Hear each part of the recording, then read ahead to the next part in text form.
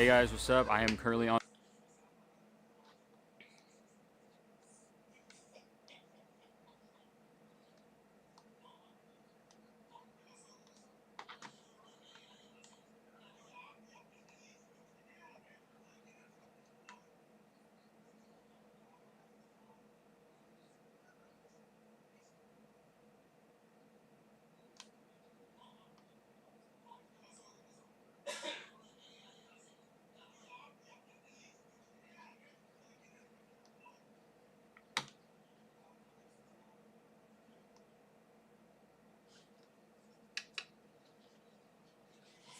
So fam, we gonna be starting soon. I'm just going to get some things ready because of course I ain't never prepared.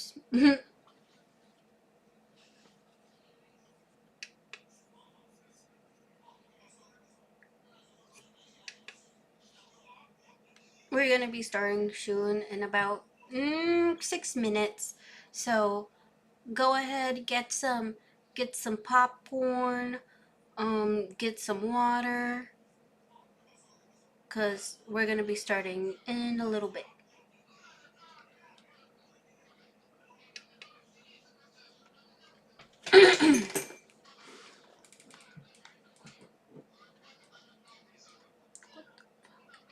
This is me stealing Mr. Beast's most prized possession, and you're probably wondering why.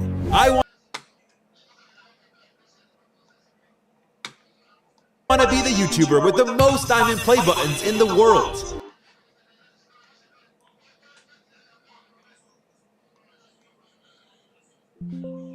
So to achieve this, I'm on a mission to sneak into famous YouTubers' houses and steal their diamond play button. But it won't be that easy because these YouTubers have giant mansions.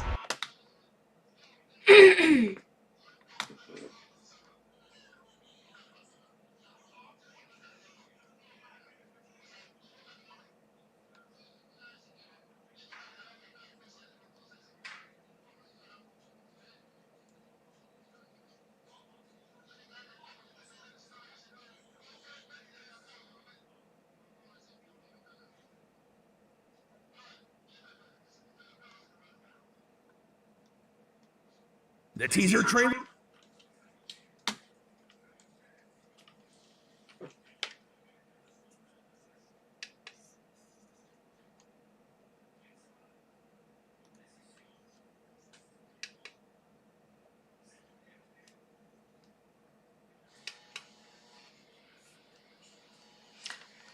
Just checking, can you guys hear me? Can anyone hear me?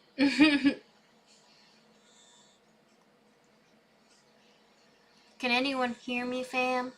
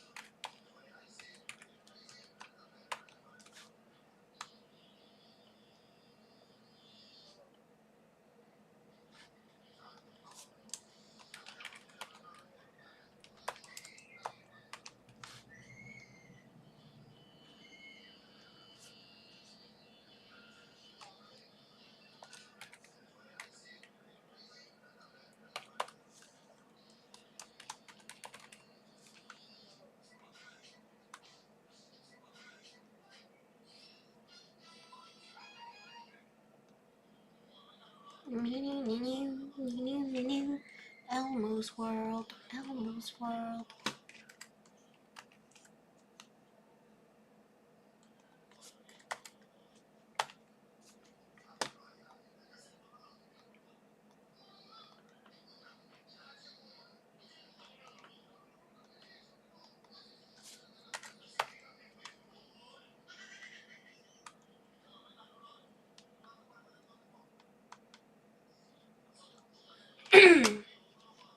Sorry.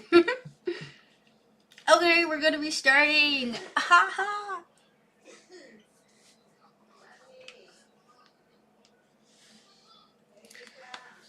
Oh shit, never mind. My mom's calling me. Never mind. We're going back to the starting page. So sorry about that.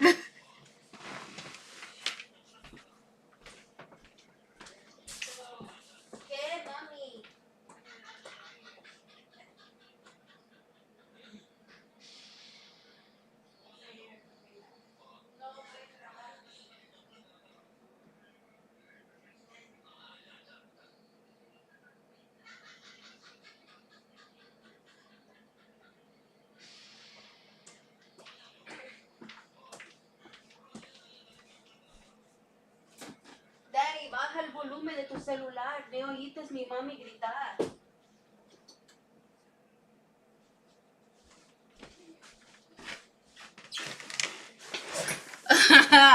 Okay, now we're gonna be started. Sorry about that.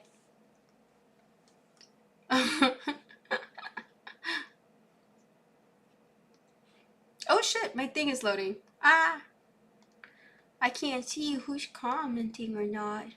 Oh well, that's okay.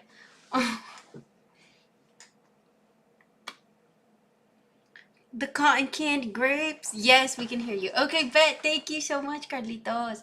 I appreciate you. And yes, I got cotton candy grapes. I got them. And you know what?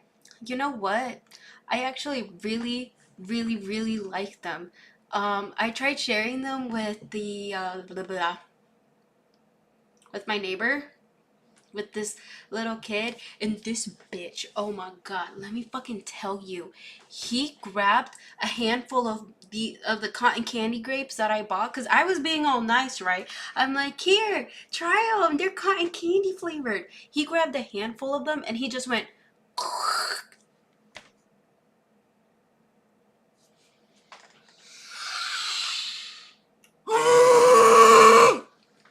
I was pissed. I was so freaking mad. Oh my god. Oh my god. He's so lucky his mom was right there. Otherwise, I would have been like, "Urgh." Yeah. Hi, Sal. Hola, ¿cómo estás?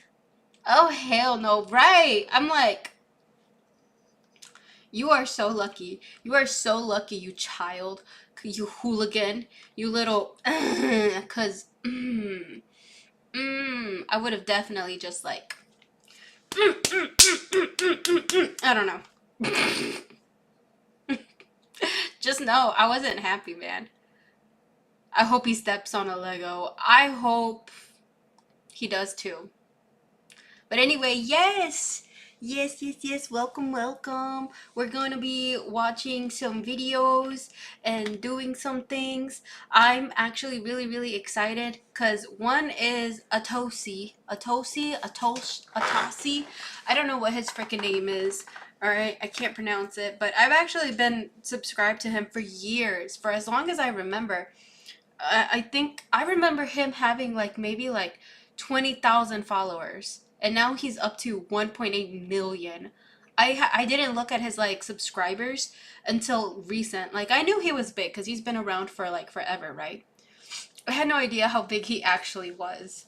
Um, but yeah, but yeah. I'm gonna be watching him. We're gonna be watching him and we're gonna be reacting to his thing and the whatnot. And the whatnot. With the whatnot. What is this? Who'd peed on groceries? Yes, dude. Oh my god, yes. Like,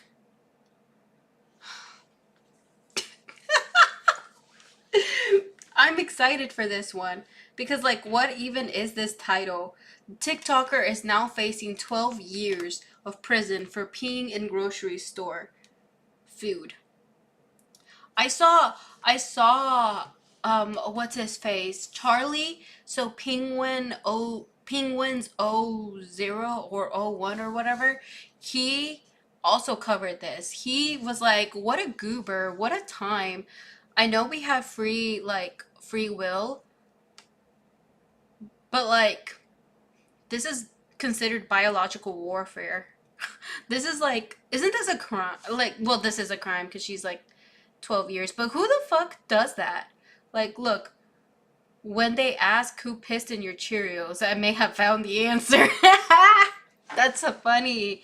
Should be labeled as biological warfare. I'm not even joking. Absolutely ridiculous. Same. Yes, dude.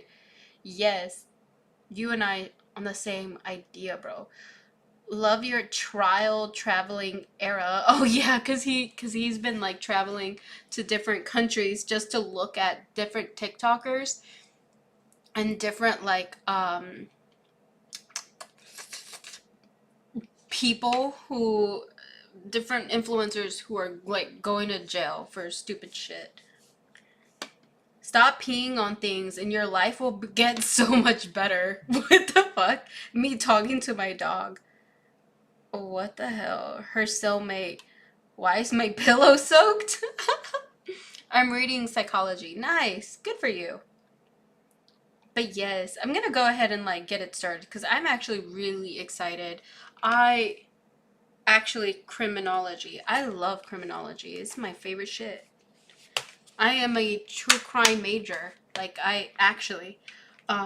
and I have my bachelor's in criminal justice with a concentration in forensics, which is a very fancy title of saying I am a true crime snob. Like, I am a true crime snob. That's basically what it means.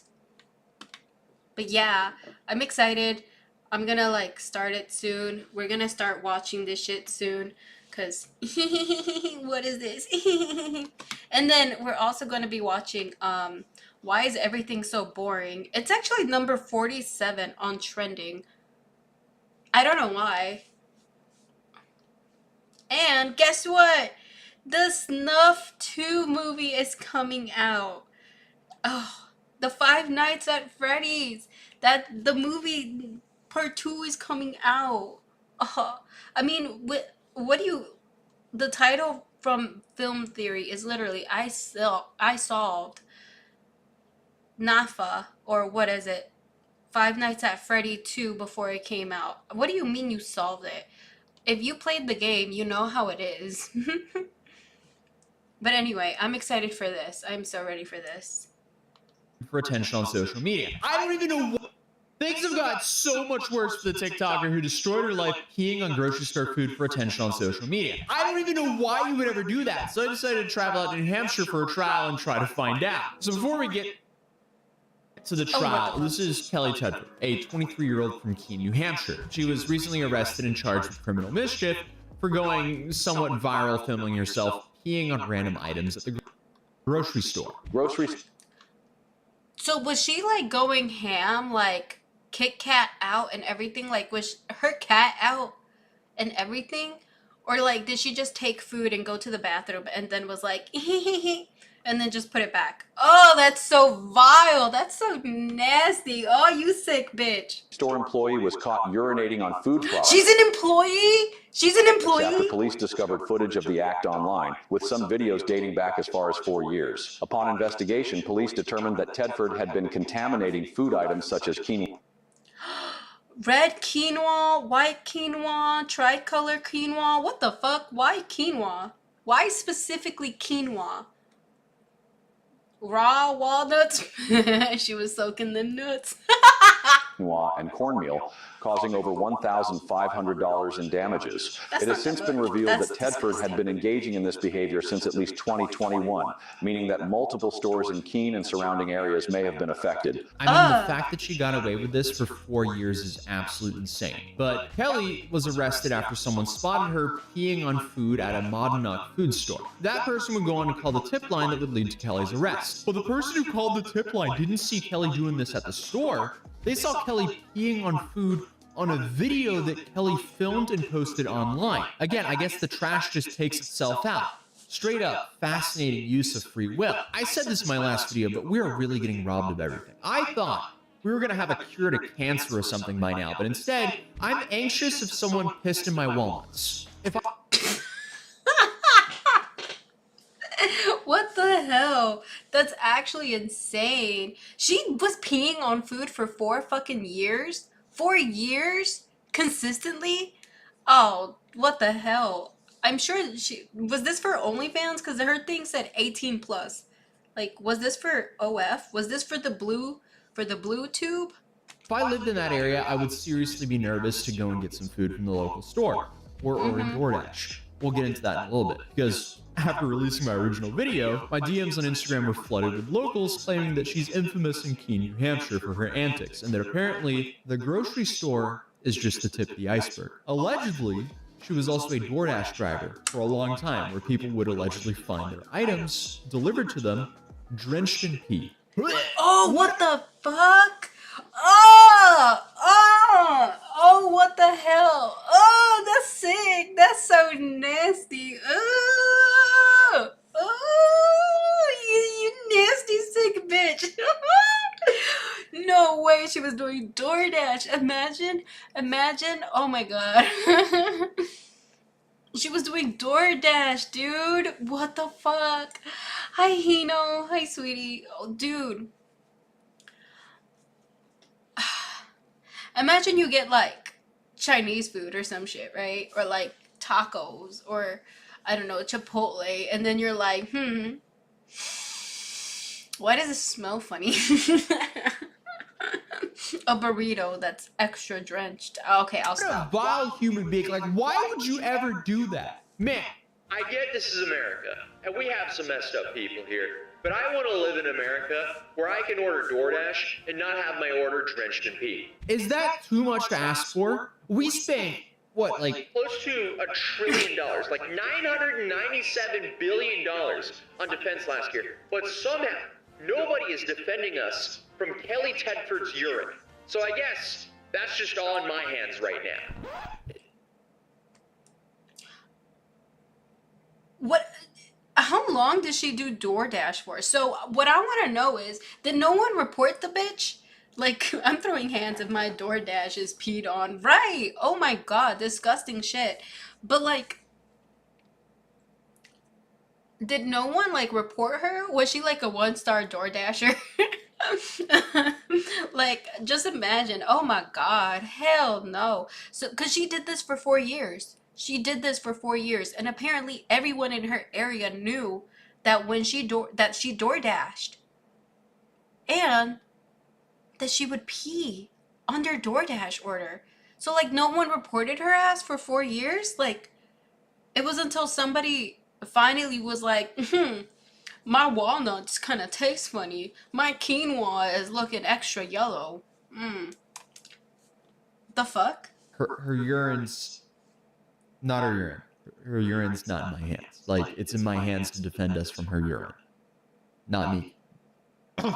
So I got a flight to Boston. Ended up staying there a night, making a Vitaly video because he was just arrested. Slept for maybe an hour until I realized, I gotta start my journey to New Hampshire. All right, good morning. We're now up before the sun here in Boston. Why does he look like that? He looks like a 70s dad. Like a 60s dad, like a hippie 60s dad, bro. Why does he look like that? We're now going to start driving out to New Hampshire. And today was another reminder that I actually need to go to, I don't know, some suit supply and actually get a real suit, because I'm rocking a last minute Target suit because I've somehow misplaced my actual big boy suit. So, step one. I'm gonna go pick up Mad Caster actually, and then step 2, we're gonna beeline it up to New Hampshire and see a fascinating trial, to put it lightly. Welcome to rainy Massachusetts. What the fuck did the We're now judge heading say? to New Hampshire, and in the cold, wet rain. Exactly. And Mad Who Caster is he? surprised me with some coffee, so shout out to this man. Oh, Mad Cat, whatever. We're currently trying to find the trial. She's missing. She's not on the docket here. That was called the docket, right? Yes. Correct. Learning the things. She's not on the daily docket. Uh-oh. Are we in the wrong courtroom? I mean courthouse. I would be pissed. Let's find out. Okay, so according to the clerk's office, they waived the arraignment, which is interesting because they moved it to Superior Court which is definitely fascinating. But as of right now, I might have traveled to New Hampshire for no reason whatsoever. All right, so we're now outside the courthouse in Keene, New Hampshire. It's snowing. I'm here with Mad Patster, and we found out that they waived the what? They waived the arraignment. Again? And they bound it over to Superior Court, which tells me she's probably getting worse charges than she got, because in district court, she probably would have gotten a slap on the wrist, maybe some probation, community service, a fine. But now that the county attorney has bounded over to Superior Court, she's probably looking at jail time. So we'll have to wait and see what the next hearing is and what's going on with this case. You know, this will be fascinating to see. Overall, it's a small, quaint town. What a hooligan. Oh my god. That is a scoundrel. That is a... Oh my god. So the fact... Oh my gosh. So... Just imagine you... Oh my god. Her parents must be so proud of her. She must have very proud parents. So it looks like we went all the way to Keene, New Hampshire for the sightsee, I guess. So that was a couple weeks ago, and I didn't want to drop a follow-up video until we found out what actually happened here. So, as Magcaster suspected, things got so much worse for Kelly. Okay, so since then, she's now turned 24. Happy birthday. And, She's in addition to 24. turning 24, she's also facing 5 additional counts of criminal mischief after authorities say that she allegedly filmed herself urinating on a number of things while staying at a Marriott hotel in Keene on January 12th. Again, Keene is not safe from Kelly's urine. Keene has a massive problem with her being free there. And speaking of massive problem, what is her problem? Why is this her hobby? Like, Right. stop peeing on things and your life will just get so much better. Stop peeing on things. That's insane. Imagine you're 24. Oh my god, what the fuck? You're 24 years old and your hobby is to pee on things and record yourself peeing on things. I mean, he said that she recorded herself peeing at a hotel. So what I'm assuming is I hope to God she's like buying the things. Like, if you pee on your own apple, I don't give a fuck, right? But if you are an employee at the store, I need to find out what the fuck is going on with this. Like, did she actually, like, was she going ham, like kitty cat out, you know, skirt up, and she's just like going at it, you know, like on the grapes, on the fucking bananas, mid-store at Walmart type shit? Or was she buying, like, you know, a handful of like apples and stuff like that, and then she's just being a little creep going going to the hotel and then peeing on them? Like, what the fuck is she doing? What is her MO? That is weird. That, I mean, still very weird, but I don't give a crap if it's like her own apples. You know what I mean? Like, if it's your own fruit, if it's your own thing, then fuck it, I don't care, right? Go pee on your own bananas. Like, you do you weirdo. But at least that's yours, you know? Like, that's behind closed doors.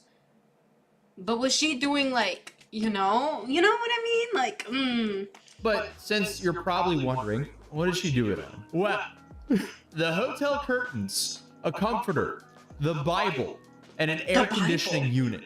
Then, to make things worse, the comforters. she defecated on the hotel floor, picked it up, and put it in the toilet tank, not the bowl. Meaning it was probably there for a while and someone had to clean that up as well. What a nasty... I don't even know how to describe her in any other way than that. Now, she's obviously still facing that felony charge of criminal mischief from the February incident as well. And what makes things worse is the police still think there's more incidents of her doing this. And she's also using a public defender. So I could only imagine his face when he read the case that he was assigned. Whatever he's being compensated for this to defend Kelly Tedford, it just cannot be enough. But with 5 counts of misdemeanor criminal mischief and 1 count of felony criminal mischief, she's now facing a max of 12 years in prison, which would probably be a sigh of massive relief for the people of Keene, New Hampshire, as, you know, Kelly would not be out on the streets wetting the block, or hotel rooms, or grocery stores, or allegedly DoorDash deliveries. She really is just the piss bandit, being charged with the criminal piss chief. She's I'll like see a myself. human dog. What the fuck? Like an actual female dog. And a public defender, for people who don't know, it's like a lawyer that the public gives you. So you know how cops, if you ever see like one of those cop videos or whatever, it's like what are they called? They're like, you have a right to an attorney. So if you don't have any money for an attorney, what the state does is they give you a public defender, like your own lawyer, but it's funded via state.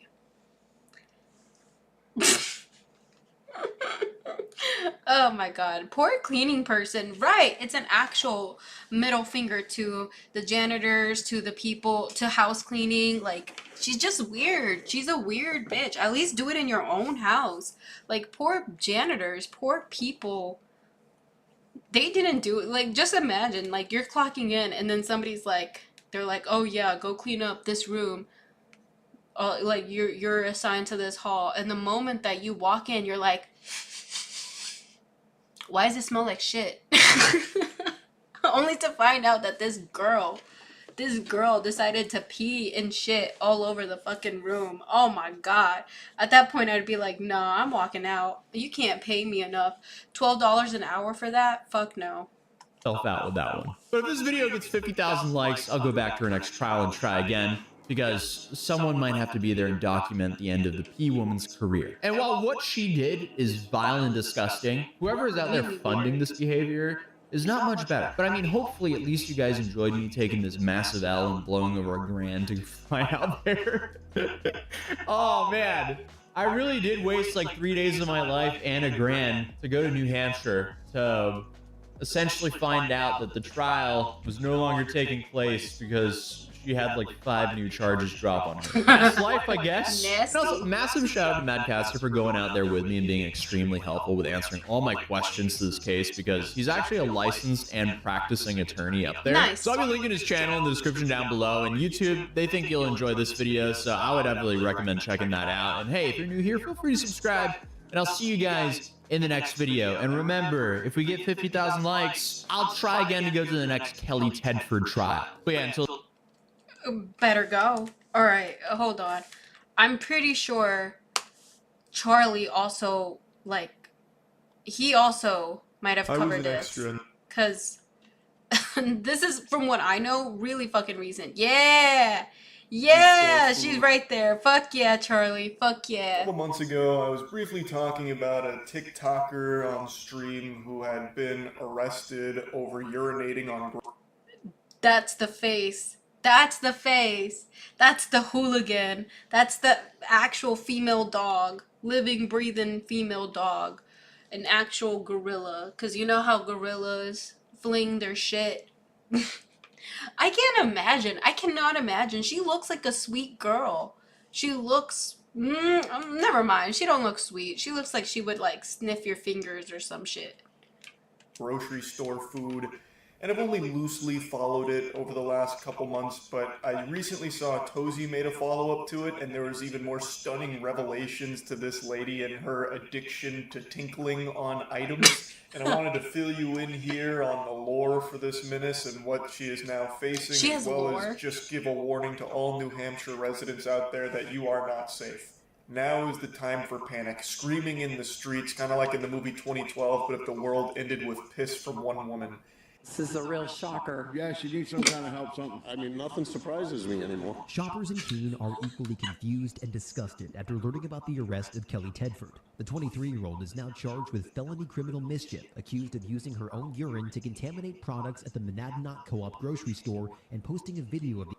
I've never heard of this grocery store before. Like, what the hell? And what is this? The act online. Now, in the beginning, she was referred to as a TikTok content creator. Initially, I was under the impression this might have been some kind of desperate, deplorable challenge, the grocery store piss challenge or something like that. But from what I can tell, she's more of an OnlyFans creator. Like, when you went to her profile, I called it. Stuff that was on there about 18+ content. I called it. So... it is technically true that she did make TikToks, but this would be like calling Riley Reid a rapper. Like, yeah, it is true, Riley Reid has a rap song, but I don't think many people would argue that was like her primary career. But anyway, Kelly Tedford had been investigated, and they apparently found evidence that she has a history of doing this going back 4 years, at least. That's a lot of possible piss contamination there. If you're a New Hampshire citizen, time to start scrubbing that mouth out with soap. Like, there is a good chance that some of the items you've eaten over the last 4 years may have had her little brand of flavor added to them, a little garnish on top, courtesy of her fucking urethra. Haunting stuff. Imagine she doesn't shower. Like, imagine she, you know, let's say she decided to add a little flavor, like a little more of make it a little bit more depth by not showering for a few days. You know what I mean? Like, so there's a chance somebody ate that. Oh, disgusting. Oh, disgusting shit. Y'all can't smell it. You didn't smell it, you know? This reminds me of that lady that was like what was it? Where she extra salty. Oh, crazy. Oh, but do you guys remember there was this one lady or this she was like this I forgot what the fuck she was eating. I think she was eating nachos or something, and somebody dipped their ball sack into the nachos. Like didn't like you know, like I don't know, but he put his ball sack in the nachos for some time, and then he, like, you know, and then this lady was like, why is there a hint of ball sack in my nachos? You know what I mean? So like nobody decided to do that. Like nobody was like, this smells a little tangy to me. You know what I mean? Now, initially she was facing charges of criminal mischief for those videos and what they found through their investigation. I was surprised that it wasn't, like, more serious charges for it. Like, I thought it might go all the way up to fucking bioterrorism. But she was facing criminal mischief charges, and now she's facing even more charges, additional dessert here, because it turns out not only does she love tinkling on food, she just loves to piss on everything. She is constantly marking territory. She is like the grossest woman out there. They've discovered that she was apparently peeing all over her hotel room at one point. And I mean all over. There was nothing spared, not even the Bible. Apparently back in January, she filmed another video for her Kinky Kelly OnlyFans account. That's her super villain alias on there, where she was in a hotel room peeing on an air conditioning unit, comforter, curtains, Bible, and also took a shit on the floor, picked up the poop, and then put it in the tank of the toilet, literally dropping an upper decker into this toilet manual, like old-fashioned style, analog. She didn't just, like, take a shit into the top turnbuckle of the toilet. She literally picked it up with her bare paws to put it in there and hide it. Sleep in fear, New Hampshire. Kinky Kelly might just swoop in the middle of the night like a burglar and waterboard you with urine. Like, you can't eat, you can't sleep without the fear of her having been there and contaminated with piss for her OnlyFans. But I think, food for thought, I feel like she might do it just for the love of the sport. Like, I don't even think she was making a killing on OnlyFans doing this fetish content. I bet she just has an addiction to pissing on things. So who's to say that every hotel room in New Hampshire hasn't faced her wrath at one point or another? We just haven't discovered it yet. She's a fucking disgusting menace. Who knows how far she would have pushed this if she wasn't taken in? Like, maybe she was cooking up some kind of nefarious Batman Begins level plot where she was going to aerosolize her urine and spread it throughout New Hampshire to have people hallucinating and vomiting from it, from the fumes. There's no telling. But now that they found even more evidence of her doing this in even more places on more things, she's facing even more serious charges, so she might spend some meaningful time behind bars. Which I think that's par for the course. I feel like that's appropriate here. Like, she was contaminating food items in places where people sleep. Like, that's bad. It shouldn't be a light sentence for her. But anyway, while she's in custody now, New Hampshire can sleep a little more peacefully knowing she's no longer terrorizing your food supply or your living quarters. So that's good, and I guess we'll see what happens to Kinky Kelly going forward here. All 30 of her OnlyFans subscribers are probably distraught. They're going to have to get their piss content elsewhere, I suppose. But yeah, I just wanted to give you a little update on this since we talked about it on stream a couple months ago. It's about it. So yeah. So it wasn't even that many people subscribed to her OF channel? What the hell? This comment, if she goes to prison, she's going to be transferred a lot because she'll keep marking her territory in her cell and other areas of the prison and inmates and guards. Fuck no. Ew. The girl who licked that ice cream back in 2019 was facing felonies. This woman should be held to the same degree. Yes, that's true. Bro's reporting from heaven. Yeah, it did look like it. Charlie, blink twice if you have been kidnapped. Who pissed in your cornflakes? This woman. On God. Oh, that's crazy.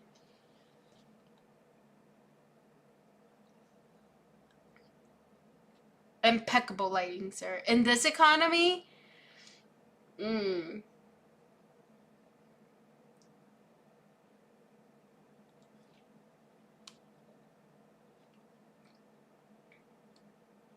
Crazy, crazy work. Oh my God.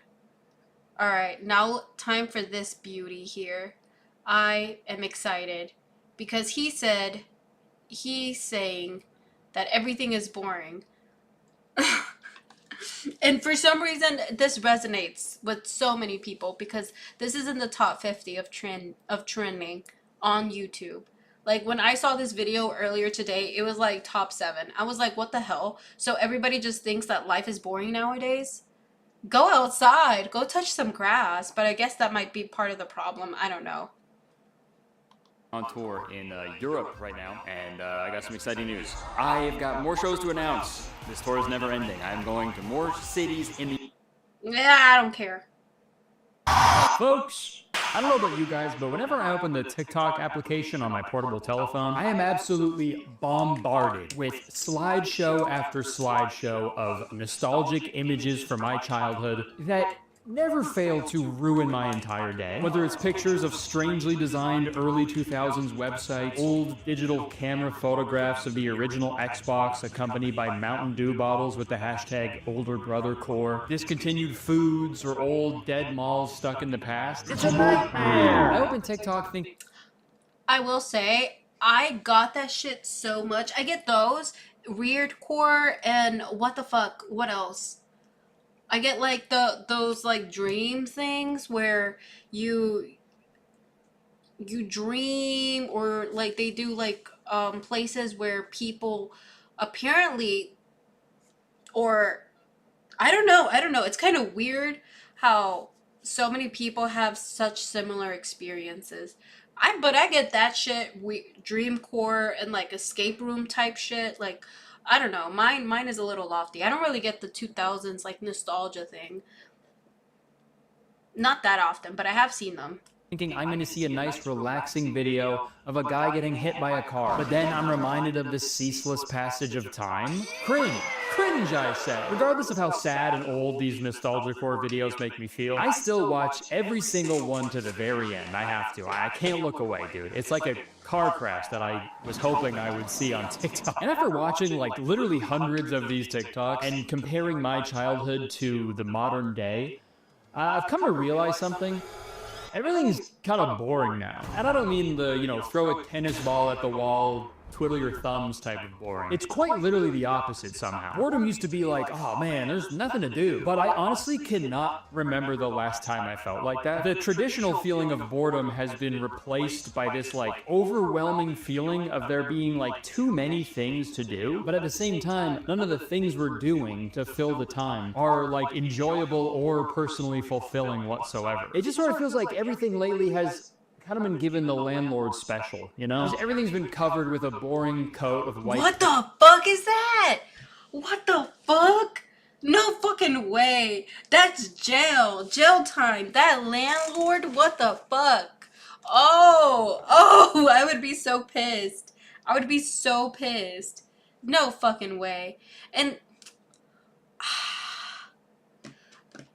I mean, I guess he kind of raises a point. I don't know if you guys saw this, but I one time posted it on my story, how there's this, like, the Chuck E. Cheese. Chuck E. Cheese is not the fucking same as it used to be. Like, literally, back in the day, Chuck E. Cheese, if you were a kid, you got to play, it was like a big-ass arcade, but, like, miniature, made for little kids. Like, little kids got to fit in all these little, like, cool arcade kind of things. Now it's literally just, like, I don't know. The Chuck E. Cheese nowadays is not the same. Hold on, let me see if I can fucking Chuck E. Cheese. If I can even spell, bitch. Chuck E. Cheese. Now. Then versus now. There we go. Like, where the fuck is it? Games. Let me see if I can find the fucking game thing. Cause, like, the Chuck E. Cheese, like, I remember shit like a whole bunch of games, you know? But I saw the most recent Chuck E. Cheese. It's just like a table with just like pictures or some shit. I blame Five Nights at Freddy, not gonna lie, because so many people are now afraid of like these type of things right here. Like, they're afraid of these things. So, like, this is what it looks like now. Like, what the fuck is this? This is what it looks like. Oh shit. But this is what it looks like now. It doesn't look like anything. Hold on. Let me see. It's this shit right here. That's it. That's it. No arcades. No nothing. Nothing. They took them away. Yes. Like, I remember, like, you know, playing hella games. Like, I remember this shit. Now it's just like a flat floor. It's not shit. That's why I'm like, oh, what the fuck is that? Paint. No thought behind it, no forethought into the future or any of the consequences. And lately, dude, I've been feeling like a cockroach that got in the way of the paintbrush. Forever stuck in a sea of white. Just like your mom.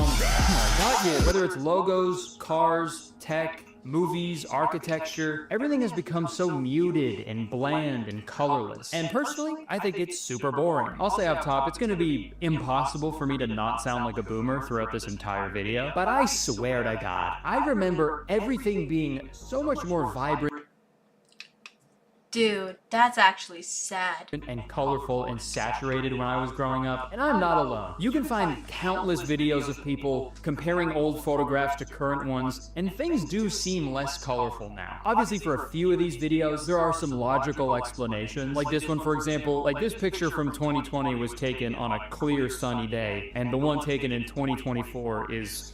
it's a cloudy day, so, you know, obviously the one taken on the cloudy day is going to be less bright and colorful, right? I think this person just doesn't know how weather works. Damn. Back when I was a kid, there was never a tornado happening right now.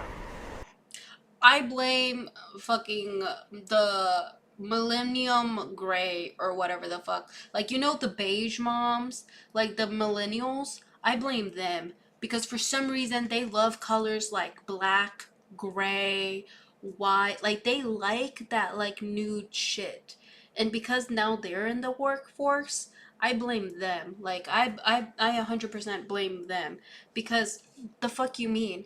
And our, like, boomer parents, though I hate this is, like, the one thing. They grew up with color. Like, you know, like, our parents fucking, like, prior to, well, not boomers, but fucking, like, the parents of the boomers or whatever the fuck, whoever was born in the hippie era, that shit, they were on acid, they were on so many different type of drugs, bro. Like, they were on so many different types of candies that I think that they just always used color, you know what I mean? Or that's my theory. I don't fucking know. I'm blowing, like, air out my ass like that tornado.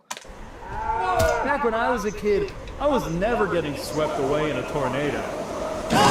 For this video, I kind of just want to do a deep dive and really get to the bottom of this, okay? I want to find out if the world is actually getting less colorful. So let's find out. Even that shit's At first, trippy, I you know? assumed people were saying the world is less colorful now because they were looking through rose-colored glasses. Not literally, because that would do the opposite, but, you know, just in terms of nostalgia, you know, it's very easy to romanticize your childhood, even if you had an uneventful one. You just had less things to worry about when you were younger, and everything was new and exciting. So obviously, when you look back at those times, you come to the conclusion that things were more exciting than they actually were. Like, for example, if you're 4 years old, the color blue is gonna be fucking insane to you, dude, because you've only known about the color blue for 4 years. You know how many times I've seen the color blue now that I'm 30, dude? Too many times to count, dude. Blue is not the same anymore. I have ruined blue for myself, okay? I blew it. You know that meme of James Frank? Nah, dude, there's like the fucking, oh First time- shit. They fucking invented a new color, which looks like, I don't know, like Cyan? I don't fucking know. But they invented a new color, so I don't fucking know, man. I don't know about that.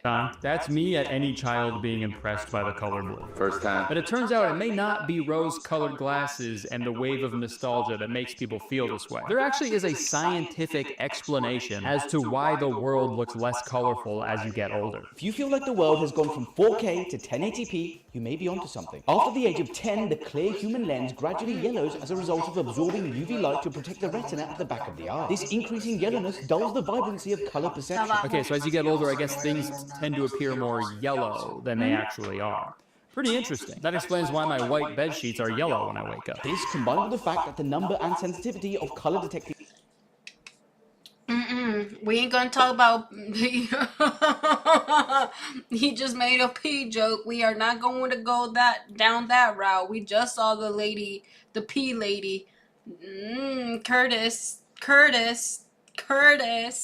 cone cells decrease further affects color contrast. Even without the natural deterioration of our eyeballs, I still think the world is getting less colorful. And I know this because I actually have perfect vision. Sorry to brag, but I am exempt from all vision problems. I took a vision healing masterclass last year and I stared directly at the sun, so I think I'll be a-okay. Hey, dude, the camera, it's over here. Fucking idiot. Jesus fucking Christ. So I think I'll be a-okay. Guys, you're not gonna believe this, okay? It isn't just our eyes becoming weaker. The world actually has been losing color over the past 50 years. The Science Museum Group conducted a study where they photographed over 7,000 various objects from the 1800s to present day in 21 different categories, and this was their result. From 1800 to 1840, there was a pretty even spread of black, gray, white, red, orange, and yellows. And then in the year 1860, as everybody knows, the colors blue and green were invented, so they slowly gained popularity over the years. But as you can see in the full graph, there's a pretty drastic drop-off in color in around the year 1980, and then an even more drastic one in the year 2000. And as you can see here, in the last 20 years, objects have been rapidly enveloped by this foreboding grayness. And it's scary, man. How do we stop it? Am I supposed to just pray the gray away? Dude, we know that doesn't work. An obvious contributor to this grayness was the switch from wood to plastic in everyday items. So there has been a gradual decline in browns and yellows. Can't say the same for my toilet bowl, brother. Yeah, that thing only Oh my god, no fucking way. He just made another, like, fucking piss joke. Brother, Curtis, my man, we have just talked about the fucking pee lady. Like, don't be the pee man. Oh my god. It's brown and yellow, dude. And sometimes a little bit of red. It doesn't matter what your goal is. Making a resume, writing... Fuck no, dude. Fuck no. That's disgusting. Don't start with us, Curtis. Don't start. About the ups and downs of color and objects is to look at phones. Some of you are looking at a phone right now. Don't get me wrong. I love my incredible iPhone. I stare at this thing all day, and if someone took it away from me, I'd streak. But I will say, I do really miss the cell phone landscape before the release of the first iPhone in 2007. As far as I'm concerned, iPhone ruined everything, man. We were having so much fun. There used to be so many options for cell phones, dude. So much so that it was like a rare occurrence to find someone else with the same cell phone as you. My sister had an LG chocolate. One day my best friend showed up to school with a blue Motorola Razr that he got for Christmas. I fucking love those. Oh, my bad. But I fucking love those. Oh my god. And it's not the way I paused it. But it's not iPhone's fault. It is our fault. It is consumers' fault. It is 100% our fault because tell me why the fuck in Japan and in China and Korea they still have the fucking flip phone things. I love those flip phones. Now, and China has like so many different type of phones. Like China has so many different type of phones. Like their phones are cool as shit. Like there's this one phone, oh my god, I don't know what it's called, but like you can like the phone can like be like this, and then you can open it and it'll become like a straight up tablet, and then you can set it and it will have like this keyboard thing that you can use anywhere to like type the keyboard. I saw it and I thought it was so fucking cool. I thought it was AI type shit at first, right? But when I downloaded Red Note, Hong Shong Shu, or whatever the fuck. I'm not Chinese, I'm stupid. I saw that fucking phone again, and I messaged these Chinese netizens, and they said it's an actual fucking phone. So, honestly, we're just cooked, bro. America's just cooked. I miss the Razor. Yes, I had a BlackBerry. My first phone was an iPhone, but then somebody stole it literally like 1 week after my iPhone, and my dad's like, you need to learn to actually cherish your shit. And I ended up getting, I think it was a BlackBerry as well. It was a Modolo. Never mind. It's like, hello, Moto. That bitch. Whatever that brand was, that's what I had. Wanted to kick his ass, I was so jealous. My dad had a BlackBerry Bold. Sadly, his was always broken because that guy never called me. I remember wanting a T-Mobile Sidekick so badly, but they were never available in Canada, so I had to settle for an LG Shine. I once spent $6 to download a picture of a girl in a bikini on that phone, so I could have it as my phone background. And guess if that $6 was charged to my parents' phone bill? And guess if they got really mad at me? And what, now pictures are just... Yeah, fuck yeah. They're like, why is our kid a goober? He's too young to want a girl in a bikini. free to download? What the fuck, man? There was something really cool about having a wide selection of colorful cell phones to choose from, because each one said something about its owner. My LG Shine let people know that I was a horny little freak, I guess. But man, looking back on these old cell phone designs is just so refreshing, because each one had character, it had an aesthetic. They weren't just a fucking black rectangle, dude. Sure, some of them were ugly as fuck, and yeah, sometimes the cell phones would just straight up not work, so you'd have to walk an hour home from your caddying job because your cell phone wouldn't let you call your mom for a ride. But hey, at least these cell phone companies were trying new things. The newest innovations in smartphones over the last few years was, hey, you can fold this one. Okay. So a flip phone? That's a flip phone. Those have been around forever. I'm also convinced that the abandonment of the home phone has done irreparable damage to society. Get a load of this society. Dude, Fuck no. You know what? If anything, I like the fact that we don't have home phones. You know why? Because actually, you know what? I'll keep that one to myself. Never mind. The amount of novelty home phones they used to make was staggering. But they were incredible, dude. They were so much fun. They were all unique and silly, and it made communicating over the phone like an enjoyable experience. never had a cool Dude, I fucking hate talking on the phone now. My shit was but white. if answering my phone revealed Kermit the Frog's naked feet, you know I'm picking that shit up. Dude, modern dads will never experience... Guess my man's is still a gooner. God damn. He's like, when people knew I was a gooner as a kid, look like you still a gooner now. the joy of getting fucked up off a bottle of Jim Beam and then calling their ex-wife on the Jim Beam. And it's not just phones that have lost any semblance of color or creativity. Tech products in general have just gotten so boring lately, man. My friend Drew just made a very good video called Technology Isn't Fun Anymore, and I highly recommend you watch that video if you haven't already, because I think he summed up this issue perfectly. Growing up, technology was so fun and exciting, and it was progressing quickly, so anything they put out was like actually intriguing. But in the last 5-10 years, it feels like nothing has really changed that much. And the new technology For us. Because if that motherfucker Speed has taught us one thing from his adventures in China, it's that they're so fucking advanced over there. We got lazy as shit. We were like, yeah, we got this. No. Speed has shown people, like if you follow Speed on Twitch, bro, you will fucking know. when his tour in China, they're so fucking advanced, man. It's just us. It is just us. We are behind. We are so fucking behind.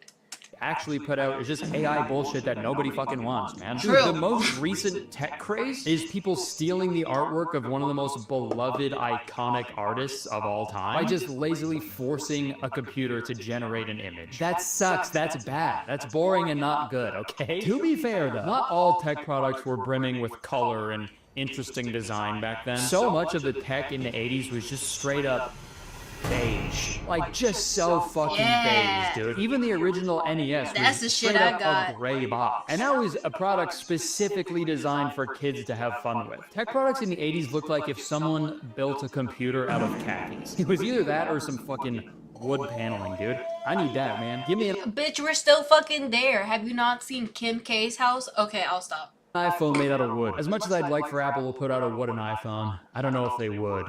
If I had That's cool though. I would fuck with that. Like a wood, well, not a wood iPhone, but you could get like a wood case. around, computers were becoming a household item. Internet Explorer launched in 1995, and this widespread embrace of the internet brought upon a tech explosion unlike anything we've ever seen before. Technology was fun and exciting, and the feelings people had for technology and its potential were positive and hopeful. And the average age of a tech consumer was also lowering at this time. So, how did companies capitalize on that feeling of excitement and happiness as well as appealing to a younger audience? Translucent, colored plastic. Oh my god, man. This shit looks so fucking cool, dude. You ever want to kinda see what's on the inside of your N64 controller? Here you go. Look at all those things you can just remotely see. What do? Who fucking cares? What's the inside of my Game Boy look like? Just kidding, I already know, because my mom got me the purple see-through one for my birthday. And that's the most impressive thing about that design trend, dude. If my mom got me a regular purple Game Boy, I'd be mad as hell, because I would have been like, hey mom, that's a girl color. But when I got the purple Game Boy you could kind of see through, I would chew on that shit. I used to chew on that shit. I'm a biter, bro. I used to be like, I would try to chew on that shit. okay, I want my skin to look like this. It not only looks cool and fun, but like, that design choice made me appreciate my tech products a lot more. You know what I mean? I look at my iPhone, I see a fucking black rectangle. I don't know what the hell is inside this thing, and I also don't care. But when I see a translucent N64 controller, and I can see that there's a bunch of shit inside of it that I don't understand, I'm like, you know what, dang, this is actually really impressive. I have a newfound appreciation for this piece of hardware. I was about to throw this controller as hard as I could at my best friend for making me slip on that banana in Mario Kart. But I'm not gonna do that anymore. I'm still gonna throw it at him, but not as hard.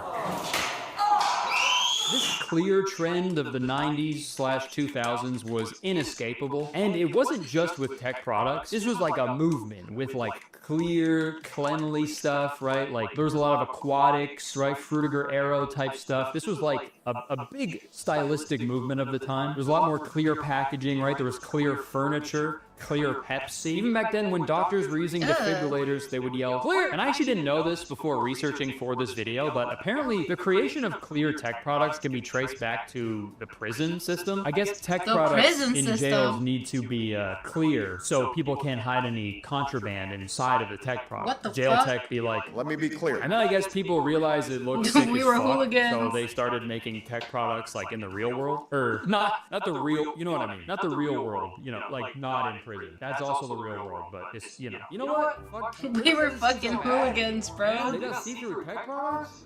Okay, I'm sure there's tons of millennials itching to go to jail now. What are you in for? I'm innocent. Yeah, that's what they all say. The only thing I'm guilty of is being a 90s kid. That's cringe.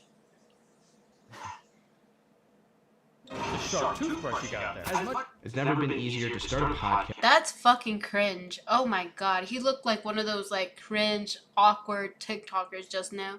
The only thing I'm with the finger and everything, bro. What the fuck? That was too spot on for his ass. Parent tech trend. I do understand why our iPhones aren't made with see-through material. Inside every iPhone, you'd be able to see a little help me message from the fucking child who assembled it. But when it comes to tech becoming more boring and bland and colorless, I think the biggest changes I've seen have been on the actual actual internet. As technology advanced and the amount of people using the internet on a daily basis increased, as well as the dependence on companies generating revenue online increased as well, the internet stopped being a place to go and like hang out and have fun. Over the past 15 years, the internet has kind of just become the mall. It's just a big mall now. And since the internet is now the new mall, the technological world needed to appeal to a broader audience so companies could generate more revenue. And that's why you see these like highly stylized and optimized websites designed to give you all the info you need. They direct your eyes to the right parts of the website. They force you to spend money, grab your information so they can put you on a mailing list, and then they try to lure you back in as much as they can to get every last dollar out of you. Yeah, he's not wrong. In my Video Gear Command Center video last year, I used the Wayback Machine to see what this old website for an obscure gaming chair looked like in 2002, and it was so much fun, man. The website had so much character, it reflected the aesthetic of the gaming chair, the GIFs were charming and campy. It was so refreshing to see that instead of a pastel fucking website with the same types of product shots over and over and over and over again. It's boring. I'm bored. I'm officially bored. And I know there's a reason for that popular aesthetic. It works. It's designed to keep people engaged and it entices them to spend money. But like, where's the sauce, man? This is a personal opinion of mine, but I think UX design needs to be eradicated. Okay, as far as I'm concerned, fuck the user's experience. How about you just make the website cool? Make it fun to look at, alright? Don't get me wrong. It was also a pain in the ass. Probably would have benefited greatly from some smart design, but that just wasn't on people's minds back then. And I feel like the internet was more fun and enjoyable. Fuck yeah, MySpace type shit, bro. Like the internet version of a self-checkout line at a grocery store. Don't do anything, don't screw around, don't talk to anybody, check out your items, put them in the bag, fuck off. Like, it's a fucking bummer, man. At the very least, websites gotta bring back glittery gifs. Can we at least do that, man? Glittery gifs of like kittens and shit. I always think about this quote in terms of the internet, and it low-key gives off like fake deep vibes, but it's also just really true at the same time, so I'm gonna reference it. 15 years ago, the internet was an escape from the real world. Now, the real world is an escape from the internet. And I have to agree, the internet used to be an entirely separate place that was thrilling and fun, and it also only existed in one corner of my house. And now it's everywhere. It's in my hand, and it's in my pocket at all times. And I hate it, man. It feels wrong. It's like, yeah, roller coasters are fun, but if I was on one all the time, I'd be praying for a fucking Final Destination 3 incident. So I'm trying to balance my praises of early internet with some negatives, too, because obviously, early internet was not all good. Dude, one time I downloaded this toolbar in my Internet Explorer back in like 2004, and it let you like change what your mouse cursor looked like. I don't know where the fuck I downloaded this thing, but I changed my mouse cursor to a skateboard. Pretty cool. And then my stepdad actually had to factory reset the family computer because my skateboard cursor gave us a virus. Cool shit like that just doesn't happen. Oh my god, yes, dude, yes. I would always install random stupid shit on my computer, on my PC back in the day, because ever since I was little, I can remember using the internet, and I always loved anime. So imagine what that fucking did, right? Like back in the day, dude, I watched anime, and if you know anything about anime sites, you see hentai type shit. You see shit all the damn time. You see them anime titties. You see them anime belugas. You see the anime peaches all over. That was not new. You always got to see that type of shit everywhere. Everywhere. Imagine my fucking gooner ass being like, what is this? And then I click on it, and then my entire just PC explodes. Happened all the damn time. At least once a week. My dad was sick of me. Anymore, man. Truthfully, websites used to suck, but at the same time, they were fucking a lot of fun. For example, look at this TikTok that I saw of someone showing what the Panic at the Disco website looked like in 2005.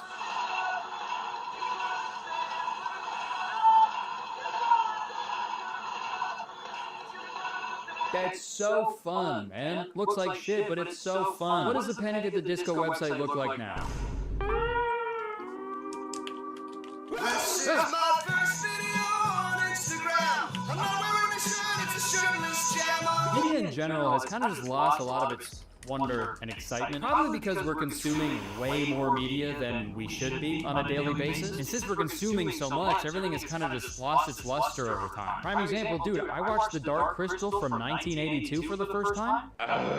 What the fuck? It was like literally breathtaking. The music, animatronics, story, set design, and overall atmosphere was something that you straight up could not accomplish today. Like, even if you genuinely tried to, a movie studio would never allow it because it would be way cheaper to just do everything with CGI. And when movie studios do everything with CGI to cut costs, the end result is usually a jumbled mess of weird lighting and muted colors. I'm not saying all CGI now is bad, not at all. It's the stuff I've seen lately has been, dude, Godzilla -1, I lost my fucking mind. I was insane what I was looking at. But CGI works the best when they have a significant devoted budget towards it and enough time to ensure that it's done properly. And I'm sure you've seen criticisms online towards modern lighting and color grading or lack thereof, especially towards superhero films. You can look back on old superhero movies like X-Men, Iron Man, Avengers, especially the Sam Raimi Spider-Man films. And when you compare those to modern superhero movies, it's pretty plain to see they used to be much more colorful and saturated and vibrant. One could argue that with modern superhero movies, there's a lot of different characters in them with different colors, so maybe it would get confusing or overwhelming and there wouldn't be a cohesive color scheme. But I'd rather have that than a dimly lit mess of gray shit that's like boring to look at, you know? The only time a movie studio goes crazy on their color grading is when a movie takes place in Mexico. That's the only time movie studios remember how to color grade stuff. They just throw like a yellow filter over it for some reason, and they go, yeah, that's Mexico now. This is the TV show Breaking Bad. This is Mexico in real life. That's actually a fun like travel hack. I know plane tickets are expensive, you know, this economy, it's getting pretty hard to travel these days. So if you ever want to feel like you just took a trip to Mexico, you just throw on a pair of yellow tinted glasses and voila, I'm swimming in the ocean, drinking a margarita right next to a shark.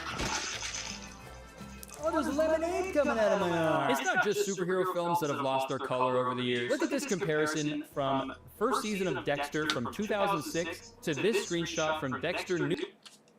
Shut the fuck up, dude. No fucking way. You would think that somebody edited the shit out of the second photo. Like the first one, this one, dude, this one looks nice. This one right here, god damn.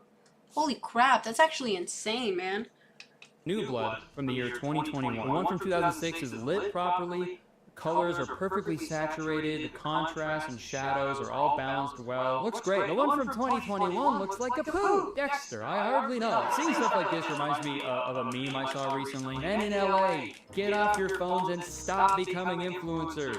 We need gaffers. These shows dark as hell. I can't see shit. It's true, man. What the fuck's going on? Another video recommendation here. I watched a really good video from Patrick Tommaso called Why Don't Movies Look Like Movies Anymore? And I highly recommend you watch that because he does a great job breaking down the key reasons behind this phenomenon. But in short, filmmakers didn't always have the luxury of shooting everything on a green screen and then just fixing it in post. That just like wasn't feasible up until recently. For most of history, like most of the things they did while producing a film in terms of lighting, costumes, and set design, it was all meticulously planned, and there was a clear intentionality behind every decision, and I feel like that just doesn't happen anymore. Might get into post, and that room won't even be the same room anymore. They're gonna say, you know what, that window, we don't even want that window anymore. The light doesn't make any sense, we gotta reshoot this whole thing. So what do? We shoot it bland, we shoot it boring, we light it flat, we don't commit. There's a lack of intention in the way we are creating so many things these days. But I don't want to shit on filmmakers for putting out movies that look like this, because most of the time, I don't think it's their fault. If a film's CGI is bad, or if the lighting is poorly planned, or if the color grading is lacking, 99% of the time, it's because the studio gave the production companies an impossible deadline. So these people who are overworked and underpaid, they have to cut corners or do half-assed jobs just so they can get the work done on time. And it's either they do that, or they fucking lose their job. So I understand why it happened, because if they lose their job, then they gotta sell their gray car, and then sell their newly built gray and white house. Like, it's a slippery slope, man. And now that I mention it, man, I gotta talk about architecture, because what the fuck is happening? What is going on? What are they doing to us? I don't know if it's like this where you guys live, but when I drive around Toronto and I see a new house that they built, it's always the ugliest, most boring shit I have ever seen. It's either white or gray, just a series of cubes with a flat roof. That's not nice to look at. You know, I don't feel like that would be a home. Straight up, it looks like something I would build in Minecraft really quickly because I'm too lazy to put in any actual work because I want to go find some diamonds and have sex with a creeper. And dude, it's never just the exterior. The interior of some of these people's fucking houses, man, oh my god. So much gray and white, it's blinding. Every time I look at a house on Zillow, I get fucking flashbang by the living room, dude. The interior of houses now look like that weird fucking scene in Deathly Hallows when Harry like dies or whatever. Like this weird fucking purgatory white room, right? I expect there to be a weird Voldemort corpse under all these couches, dude. And dude, I'll see all these chuggy ass fucking weirdos, man, make these videos like, fitting my boring old bathroom to a modern bathroom. And the video is them destroying the most beautiful, charming bathroom you've ever seen in your life, just because it has a little bit of color, and they totally ruin it by making it look whiter than a fucking Morgan Wallen concert. It's heartbreaking, man. My wife and I try our best to make sure our house looks as colorful as possible. I am much happier than I would be if my house was just fucking white and gray all over. I know my walls are white here, but wait, walls are white? Walls are white? The white and gray shit is inescapable though, man. Apartment buildings, office buildings, hospitals, banks, churches, literally anything being built right now looks the exact same and it sucks. This may be a personal preference, but I'd rather the world around me reflect the human spirit of charisma, uniqueness, nerve, and talent, other than a bunch of fucking boring gray cubes, man. The slow envelopment of boring gray and sad beige is very apparent in North America, but you notice it way more if you walk around a city like Florence or Paris. Nothing will make you hate North American architecture more than like an hour walk in any European city. Dude, you're telling me a bunch of dudes built this humongous, stunning cathedral out of perfectly cut bricks of pink, green, and white marble, and then went on to finish off the cathedral by building one of the largest dome structures ever made without the use of scaffolding? Oh yeah, and then some fucker named Giorgio Vasari went ahead and painted so hard that he died, and then his apprentice had to finish the painting, and they were able to build all that 500 years ago? And yeah. Oh, dude. Okay, something about this. I lost this fucking channel because there's so many damn YouTube channels nowadays, and there's so many TikTok accounts nowadays that you never fucking know, right? Like, they get lost in the sauce sometimes. And there's this one YouTube channel that I saw. He was explaining how back in the day, to pass as an artist and to make a livable wage or to make a livable earning being an artist, you had to be so precise with your paint strokes, that you had to be so light with the touch that you couldn't even see the fucking paint strokes. You know what I mean? Like, that's crazy. And then modern art today, there's that motherfucker that sold, a banana tape to a fucking poster, to a white, poster, and it sold for, $20 million or some shit. Something stupid, right? It's we got lazy or some shit. I don't fucking know. I'm just Yeah, maybe it did take them over 140 years to build that cathedral, but that's neither here nor there. Sometimes when they're doing construction on these new condo buildings, I'm sitting in traffic for 140 years. The Duomo in Florence is a pretty drastic comparison, I know. But even if you look back as recent as 20, 30 years ago, there's a massive difference. My wife and I are rewatching Beverly Hills 90210 right now, and dude, every single episode we're like, man, stuff used to look so much cooler. Cars were cooler, clothes were more colorful, there was glass bricks everywhere, stores had carpets? Bring back the carpets, man. I know it's way cheaper and easier to... No, don't bring back the carpets. No, shit smelled like fart. If it's old, if a lot of old people shop there, it smells like old people. Fuck no. The carpets, you can smell shit, bro. No, the smell lingers. If there's some bitch that's crop dusting, you smell it, bro. You can smell her crop dust. Fuck no.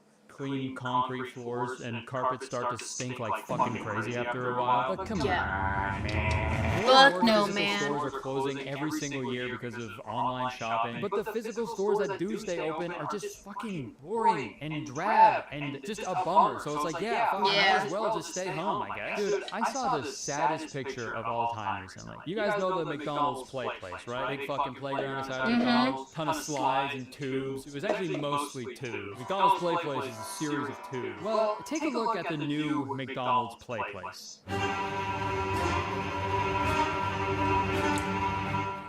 Shut up. Shut up. That's not real. This shit broke my heart, man. That's the play place? 2 little fucking chairs with some tablets on the wall? We're cooked. We're so cooked, man. And then who the fuck is this guy? The Happy Meal box is sentient now? This is no play place. And I'm not... What the fuck? That ain't real. Is that an actual play place? I will say, though, I have not seen, like, the little tube things at a McDonald's. I don't think, I can't remember the last time I've seen that shit at a McDonald's. Like, I've seen them at like, old school, Dairy Queens, Burger King, Chick-fil-A, but not the McDonald's. What the fuck? I know there used to be N64s at McDonald's, and that was awesome, but there also used to be the actual play place as well. Dude, I have so many fond memories of going down a huge slide in a McDonald's play place and landing into a huge ball pit that smelled like little kid pee. Because, you know, maybe a kid was having too much fun in the play place, and he didn't want that fun to end. He didn't want to go all the way to the bathroom and pee and then come all the way back, so he decided to, you know, just let it go because no one's going to find out, right? I'm just assuming. Now what is a kid supposed to do if he has to go pee in the play place? Just stand on the chair and piss on the tablet? Ew. Like, come on. He really is becoming like that fucking... He keeps making pee jokes, bro. He's like that fucking girl that pissed all over the damn grocery. Why is this happening? Why is the world losing its color? It's a good question. Sadly, it all goes back to money. Every time. Like, actually, every time. It's capitalism. It's capitalism every single time. I saw this great example on TikTok. I lost the TikTok, but I will regurgitate it poorly. Let's say, for example, someone wants to open a coffee shop in their town. Obviously, they'd like this coffee shop of theirs to be profitable, so maybe they go online and they research what successful coffee shops look like. What do they see? A lot of minimalist design choices, a lot of grays and whites. If they're crazy, maybe a neon sign that says, "Give me coffee or I'll kill myself." But you know what? No, maybe they think that's too boring. Maybe they're like, fuck it, I don't want this boring gray countertop.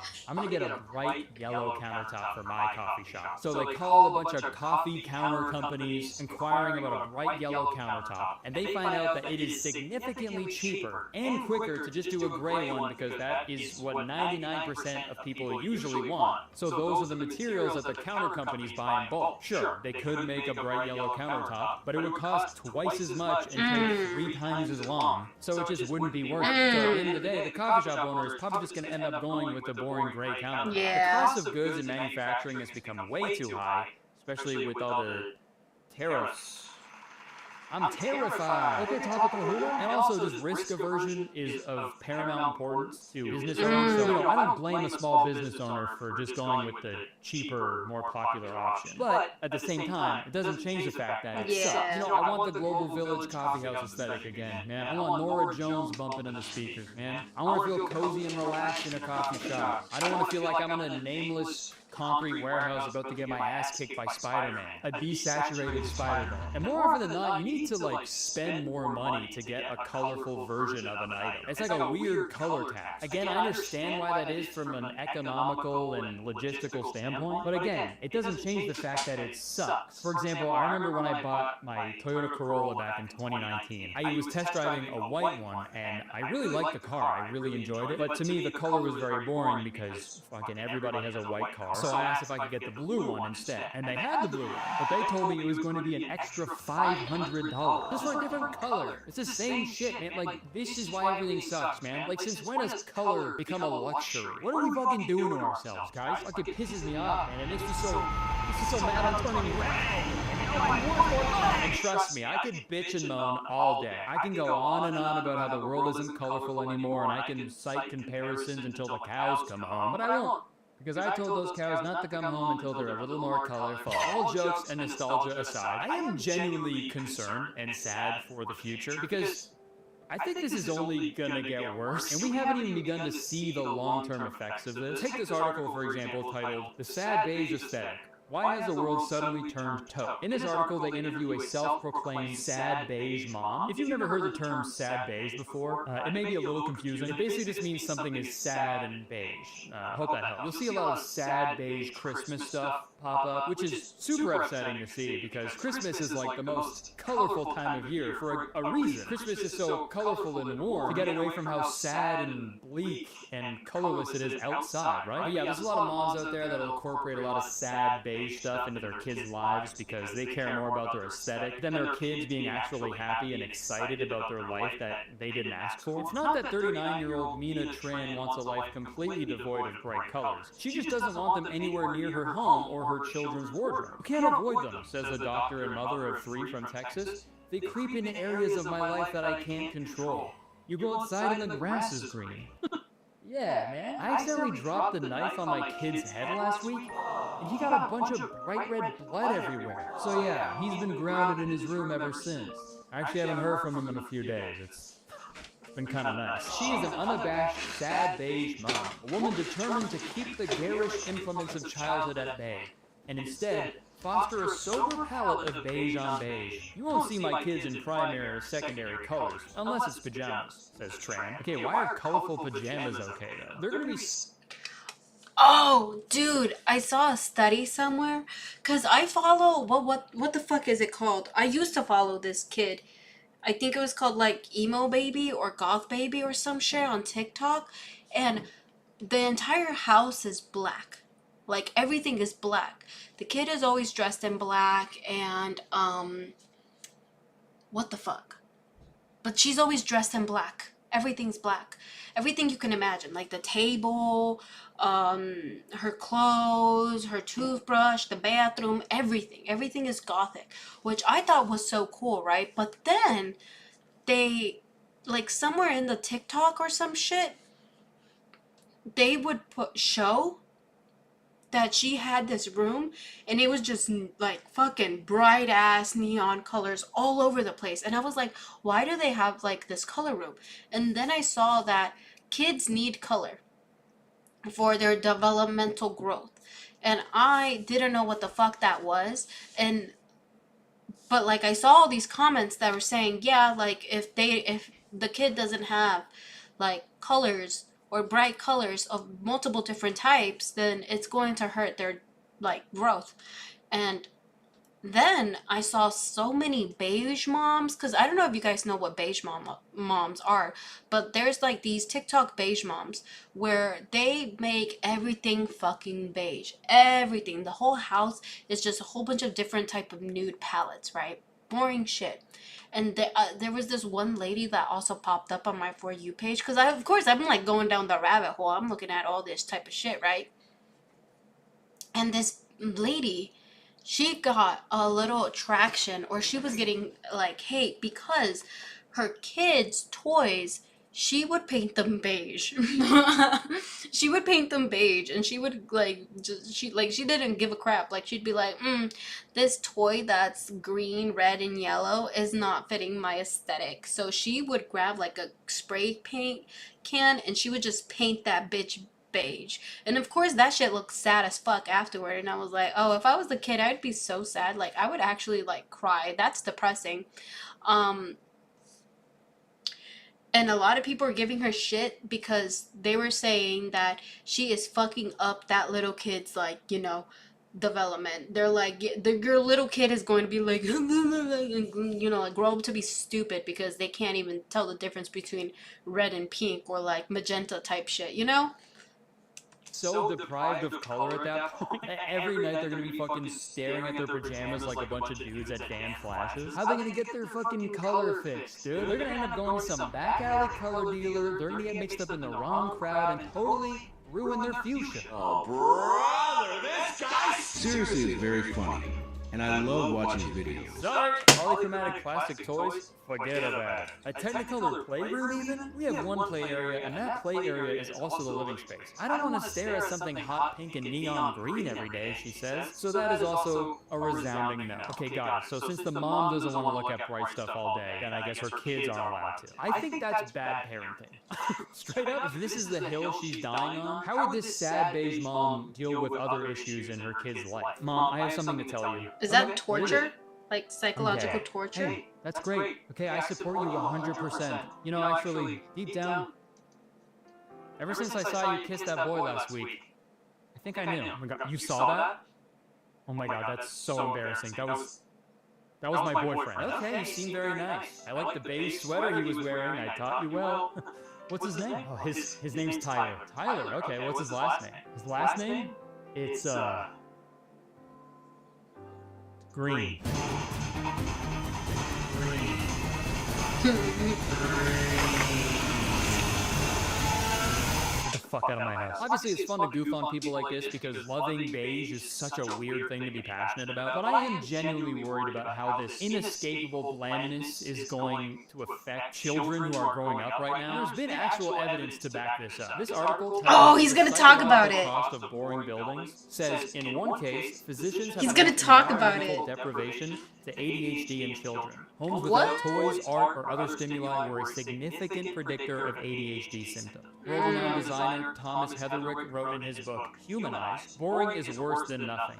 Boring is a state of psychological deprivation. Just as the body will suffer when it's deprived of food, the brain begins to suffer when it's deprived of sensory information. Boredom is a starvation of the mind. Okay, skinny? A boring, colorless surrounding affects you, obviously. And this has been proven in a study by a cognitive neuroscientist named Colin Ellard. He conducted an experiment that featured sensors attached to people's skin that would track something called their conductance response, which is used to measure emotional arousal. I wish they used a different word than that. And when people in this experiment walked by a boring building, their bodies went into quote-unquote fight or flight mode. I will say that wording seems a little dramatic. Oh my God, stop it.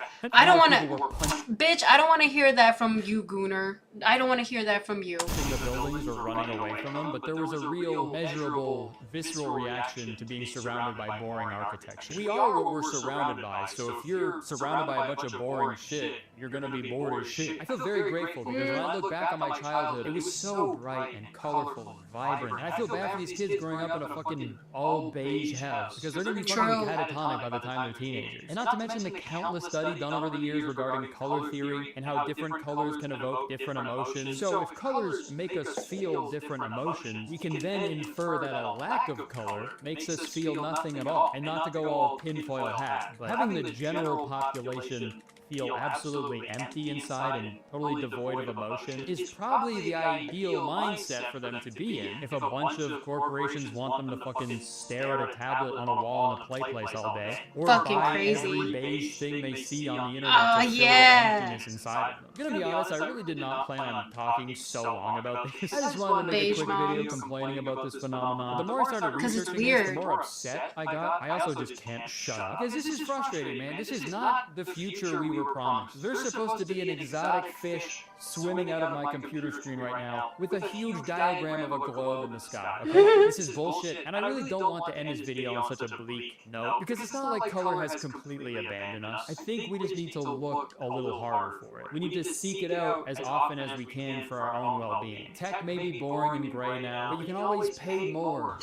for a colored variant or spend more money to get a colorful phone case with Kermit's fucking toes on it. Logos and branding in general have become very minimalistic and boring. Some companies are starting to get a little more colorful and fun and daring with their rebrands, so there is a little bit of hope. At the very least, if you want to see any bright packaging... What the fuck was that? Blueberry? Wait, what the fuck? So there is a little bit of hope. That's ugly as shit. Go back. Go back. That's ugly. At the very least, if you want to see any bright packaging or logos, just go into any weed or vape shop. True. And when it comes to the internet, a lot of websites are boring and gray and white and simple, but there's a lot of cool websites doing a lot of interesting stuff that is very fun and refreshing. And yes, movies and TV shows can look bland and dim these days, but simultaneously, some of the most visually stunning media of all time is being That was a created fun right movie. now. Severance is a terrific example of that. That is a show that is shot almost entirely under fluorescent lighting, and it takes place mostly underground, yet it's the most visually stunning show I've seen in years. And they hardly even use color in that show, but when they do, it's intentional and gripping. They use color narratively and emotionally, and when there is a colorful scene in the show, it kind of stops you in your tracks because you're so starved of it. I just love Severance, man. It's so good. Things look bleak right now, okay? But there is hope. I don't think we need to accept this boring, gray lifestyle. They tried to convince us that frosted tips was a cool thing to do in the 90s. Together, we said no. We rejected that. No, bitch, that shit's coming back, bro. Just how he has a mullet, that shit's coming back. Look at this. He has a fucking mullet, man. Mullets are coming back. Frosted tips are coming back. What the fuck else is coming back? It's just crazy.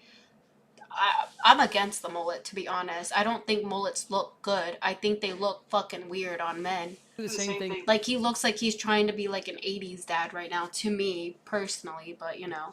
Right now, we're all a bunch of little cockroaches that got painted over by a landlord. And in this situation, the landlord is corporations, and the white paint is capitalism. If we work together, if we keep wiggling our little cockroach legs hard enough, we can finally break free from that white paint on the wall and ultimately fall to our death and die alone in a pile of our own blood.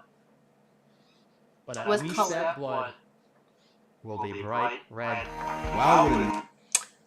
If there's a lot of... I hate to burst your cockroach bubble here, sir, but a lot of blood ends up looking black or brown. Nice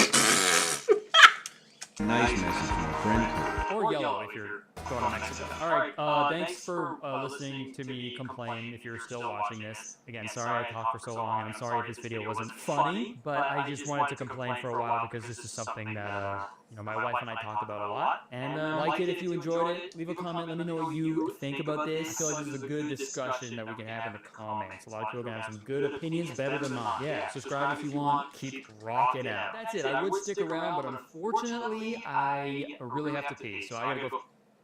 He's been making fucking pee jokes all damn video. The entire fucking time. Let me see. I want to see some of the comments. Kurt is the most Australian-looking non-Australian man I have ever seen in my life. What do Australians even look like? I am watching you while doing my exercise. Aw, thanks. Appreciate you. As a design student, I'm happy to relay that there's an entire generation of young artists and designers who are incredibly pissed off about exactly this and will do everything in their power to course correct this once they have more influence in the industries themselves, myself included. Good. Shout out to all the amazing people taking strides to make our collective future a little more whimsical. Nice. Yes, thank you. Guys, we have to get craftier. No, don't. I'm telling you, why are we waiting for companies to grab our attention like they used to? Let's just make silly shit and paint the walls fucking tie-dye. You can do that. I won't be doing tie-dye. It breaks my heart when I see people buy old houses just to make them modern. It absolutely crushes me every time. Yes! Oh my god, fuck yeah. I agree.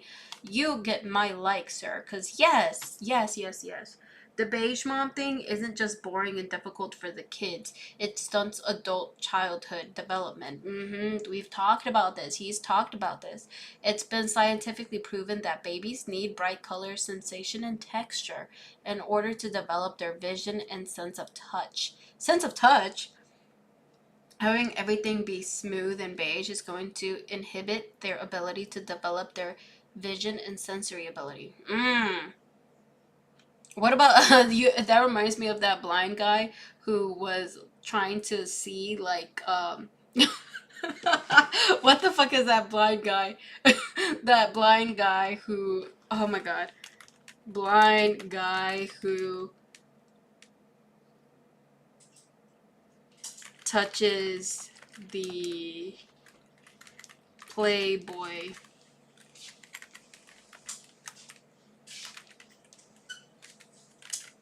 Have you guys seen that guy? Oh my god, this was fucking funny. This is a limited edition Braille Playboy from 1977. The library. Damn. That's what it fucking reminds me of. He's like, the Braille thing is for like blind people. It describes what the like model looks like. Damn.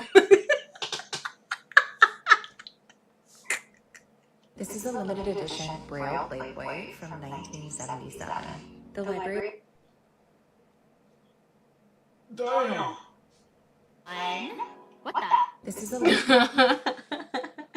Oh man. You don't get to see the full thing. limited Fuck. edition Let me try Braille again. Playboy from 1977.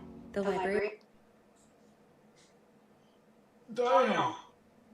Okay, now I'll stop. I fucking replayed that shit like 3 fucking times. I'm so sorry. But it's cuz I wanted you to see he's touching the magazine. He's getting the touch sensation, bro. He's getting the touch sensation.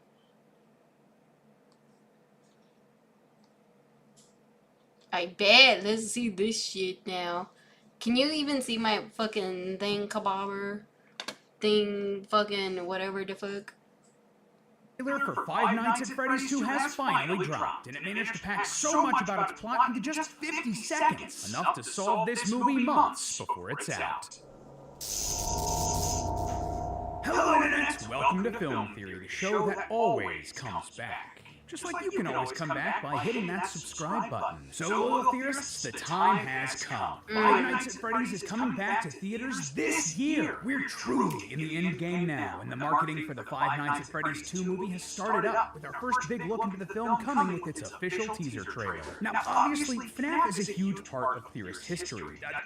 I fucking blame FNAF for there to no longer be like animatronic machine thingy kebabbers. Like Mickey Mouse the thing and no longer a fucking thing. Like I blame FNAF for that, bro. Because you can't tell me a whole bunch of stupid ass little kids sit and watch that movie and it's like, no, it's gonna kill me. You know what I fucking mean? Like, I blame y'all stupid little kids. I mean, it feels like we've done literally hundreds of videos about this franchise over at our sister location, Game Theory. But the films are an entirely different beast, and an entirely different timeline to theorize about. Matt trusted me to take on franchises like this as the film theorist. He trusted me to do our very first theory predicting the first movie because he was in it. So it's time to do the same with FNAF 2. In the past couple of weeks, Tom and I have sat down and really put our heads together to figure out what the heck is going on here. Like, clearly this movie is taking cues from the FNAF 2 game, but that was a prequel to the first game, and this is clearly a sequel. What are the consequences of that change? What does it mean for the story? Well, it might not look like we have a lot to work with to figure that out. I mean, this trailer is barely 45 seconds long. Can we really crack this movie wide open with just that? Well, we figured out more with less, and I think we've done it, loyal theorists. By looking at this teaser, comparing it to what we know from the game series, adding in our speculation from the fallout of the first movie, and using the rules and laws of filmmaking in horror series like this, I believe I've solved where this movie is headed months before it's out. And not only that, but I think we can get a pretty good idea of where the inevitable FNAF 3 movie is headed to. So grab your spring-lock suits, loyal theorists, as we take a bite out of this teaser. So, okay, first things first, let's make sure we're all on the same page after this first movie, just in case you need a little refresher. And I mean, it has been a couple of years at this point, so... Literally just 2, bitch. And a lot of people who are watching have already, they know about it, bro. They fucking know about it. There's no refresher needed.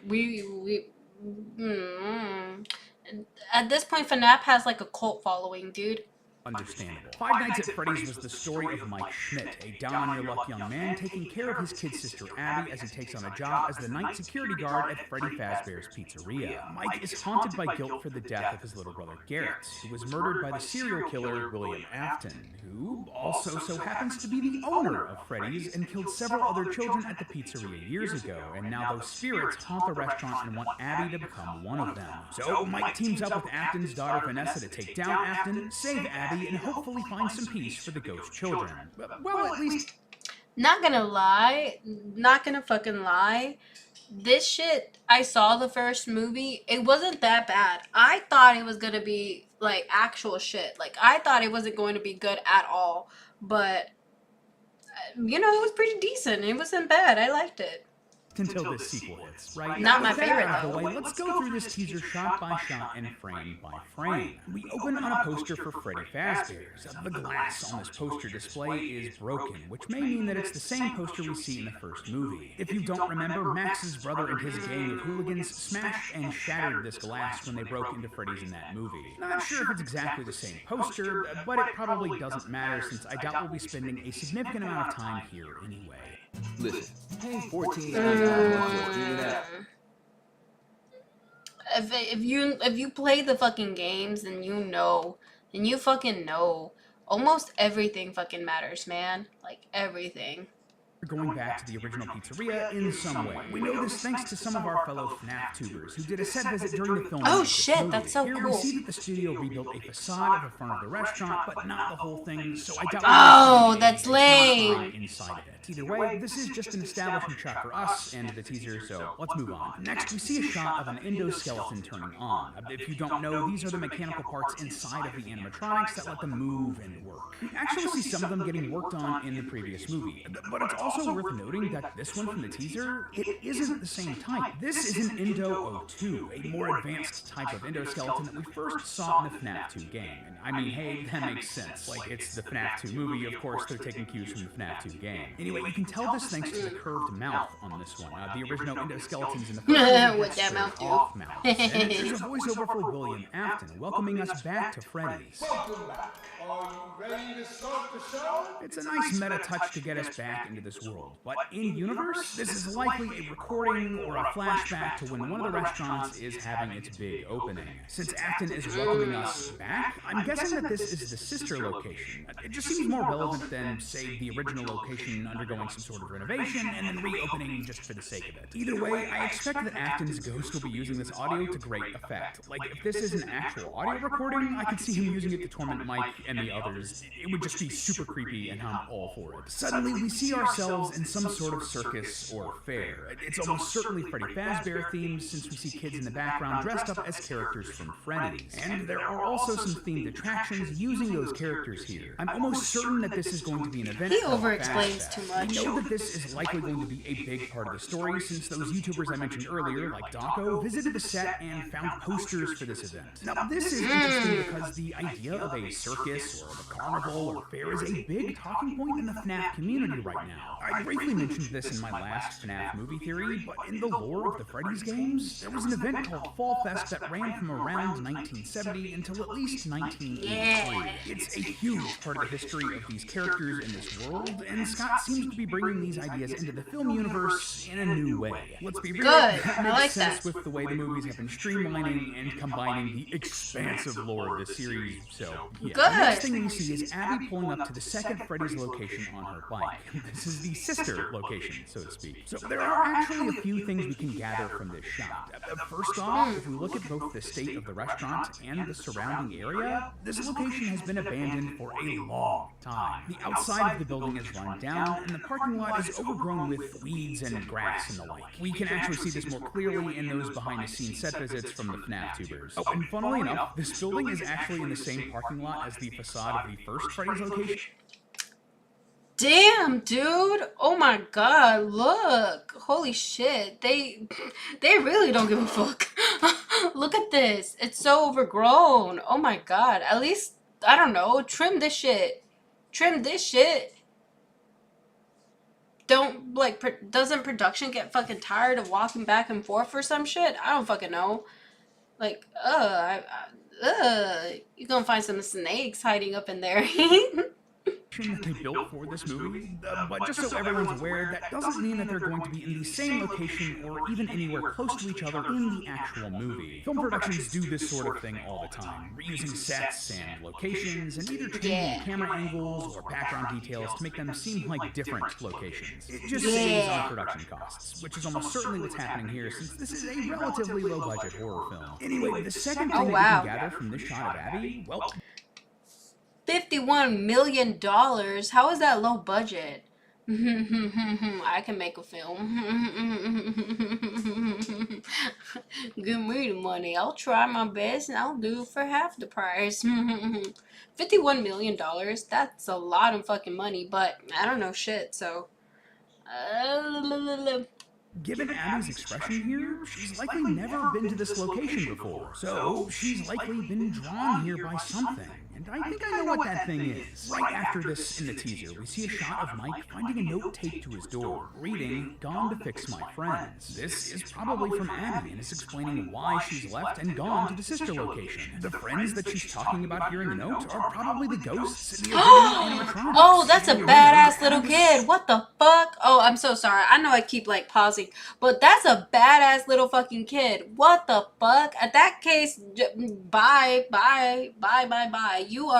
You are safe to fucking leave. Cause what the fuck are you doing talking to little ghost ass children? That's scary as shit. Oh my god.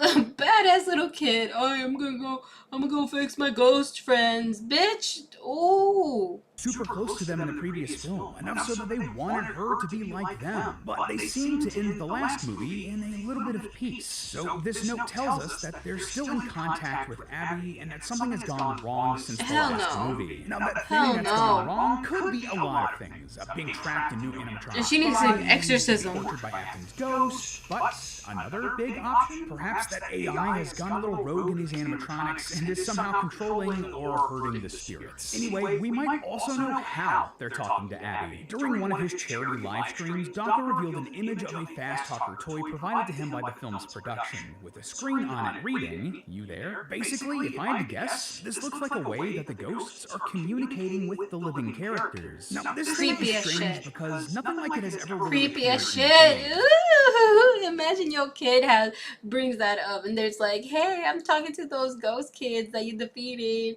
you know, when you used to work at that haunted ass place. I'd be like, ooh, bitch, you getting an exorcism. Ooh, you holy water up in that bitch. Ooh, no. You gonna get baptized again, bitch. Quit that shit. Ooh. The closest we get is Afton's walkie-talkie and sister location, which he uses to communicate with the crying child. But even that is weird and different than what we're seeing here. Is weird is an understatement, bitch. The whole thing is weird. The whole thing is creepy. Ghosts in the film seem to be able to just talk to Abby and communicate with other characters like Mike through their dreams. So perhaps this fast talker is a way for them to do so without needing them to be asleep. We then see a conversation between Vanessa and Mike, where Vanessa is warning him that she's likely talking about the animatronics, which we'll get to in just a sec. But the big things here? Well, first off, Vanessa has completely recovered from her hospital stay, so I guess perhaps she was not a robot as much as Matt might have wanted her to be. But the other big thing here is that she's not wearing her cop uniform, either here or in any other shot in the teaser. Don't get me wrong, she could still be a cop and just be taking some time off or something, but this tells me that she's either stepped back from that role or has been let go from the force for some reason. We see another shot of her with a gun later in the teaser, so she might still be on the force, but I wouldn't be surprised if her connection to a serial killer was somehow revealed and compromised her job. But anyway, why was she warning Mike that they're out there? Well, that's because of the next few shots that we see here. Yeah, we immediately see what looks like Toy Bonnie peeking in through a curtain into a window of a house. Oh, fuck no. Afterwards, there are a couple of other shots of Toy Bonnie lifting up some sort of needle as if what you want to do? What you want to do with that needle, girl? I don't know. Bonnie can get it. Bonnie can get it. She's the only one that can get it. and then a shot of a couple cowering in fear inside of a living room. These two shots are back-to-back, and though trailer editing doesn't mean Unplug that the they're bitch. 100% connected, I'd be Throw shocked some water if they at her. weren't. Big picture here, though, is that Toy Bonnie and the other toy animatronics, as we're about to see, are no longer confined to the pizzeria, and that's a huge deal. See, the animatronics going out and about isn't really a thing that we ever see in the game series. The closest thing I can think of is in Sister Location when Innard leaves the Sister Location wearing Michael as a skin suit. But that's not nearly the same as the animatronics just like straight up roaming the streets. Yeah, like I kind of see. don't like This that. is extra strange too because it's established in the series that this would be pretty difficult for them. Glamrock Freddy from Security Breach explains Yeah, that I if the kinda don't like animatronics that. leave the Pizzaplex, they will eventually run out of power. Some endings have Freddy using a car battery to stay active because of this. And it's not just the Security Breach animatronics either, but in the week before novel, a story set in the week before the FNAF 1 video game, one of the main goals of the original animatronics is to be able to leave the pizzeria. To do this, they overcharge themselves so they don't need to charge themselves again, at least for a while. These toy animatronics might need to recharge at some point, giving our heroes a ticking clock that they can outlast as the animatronics slowly happen. Okay, they might be a little bit dumb. They might be a little bit dumb. Why don't they just take a portable charger or some shit with them? Like, why don't they just take, like, you know, like those jumper cables? You know what I mean? They might be dumb. To power down. My bad.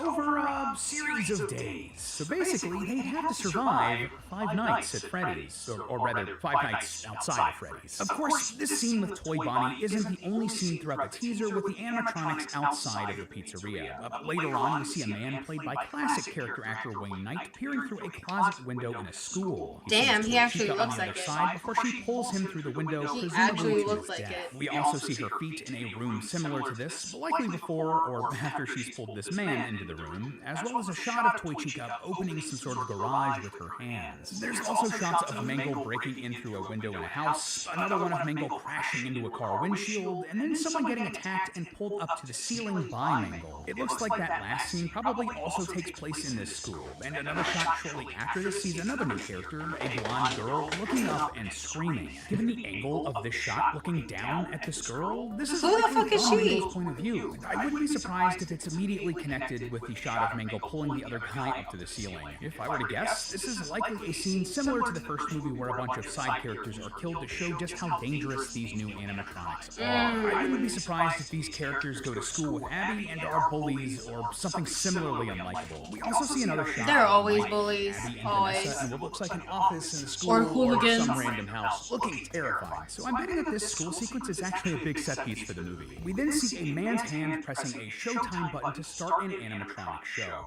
This is likely at the sister location since we see a different Showtime button in the first film, and that one's on a wall, not a podium. Next up, we have a shot of a silhouetted man in a hallway as doors fly open. This is actually a really effective shot, in my opinion. It's very creepy. This man is almost certainly William Afton. His build just looks a lot like actor Matthew Lillard, and we know that he's going to be in this movie somewhere. I'm going to say that this is either a dream sequence where he's haunting Mike and Vanessa, or it's literally his ghost haunting the two. Also worth noting that there are 6 doors in this scene, perhaps representing the 5 kids that Afton murdered from the restaurants, and Mike and Abby's brother Garrett, who he also killed. That's This is likely setting interesting. up, reminding us of Afton's connection with Mike and Garrett, which would be explored later in the series. Actually, while we're on the subject, I gotta say, I think it's surprising the I like that. of Afton that we I actually like get in this that. teaser. Other than some voiceover and this scene here, the only other hint we get is a shot of Spring Bonnie's hand picking up a knife. I wouldn't be shocked if he's just not as present in this film as he was in the first one. I mean, it would be weird for him to come back as a big twist, third act villain when that's exactly what he did in the first movie, right? The time spent with Afton here in this second movie, in my opinion, would be better spent setting him up as a larger villain in the third film.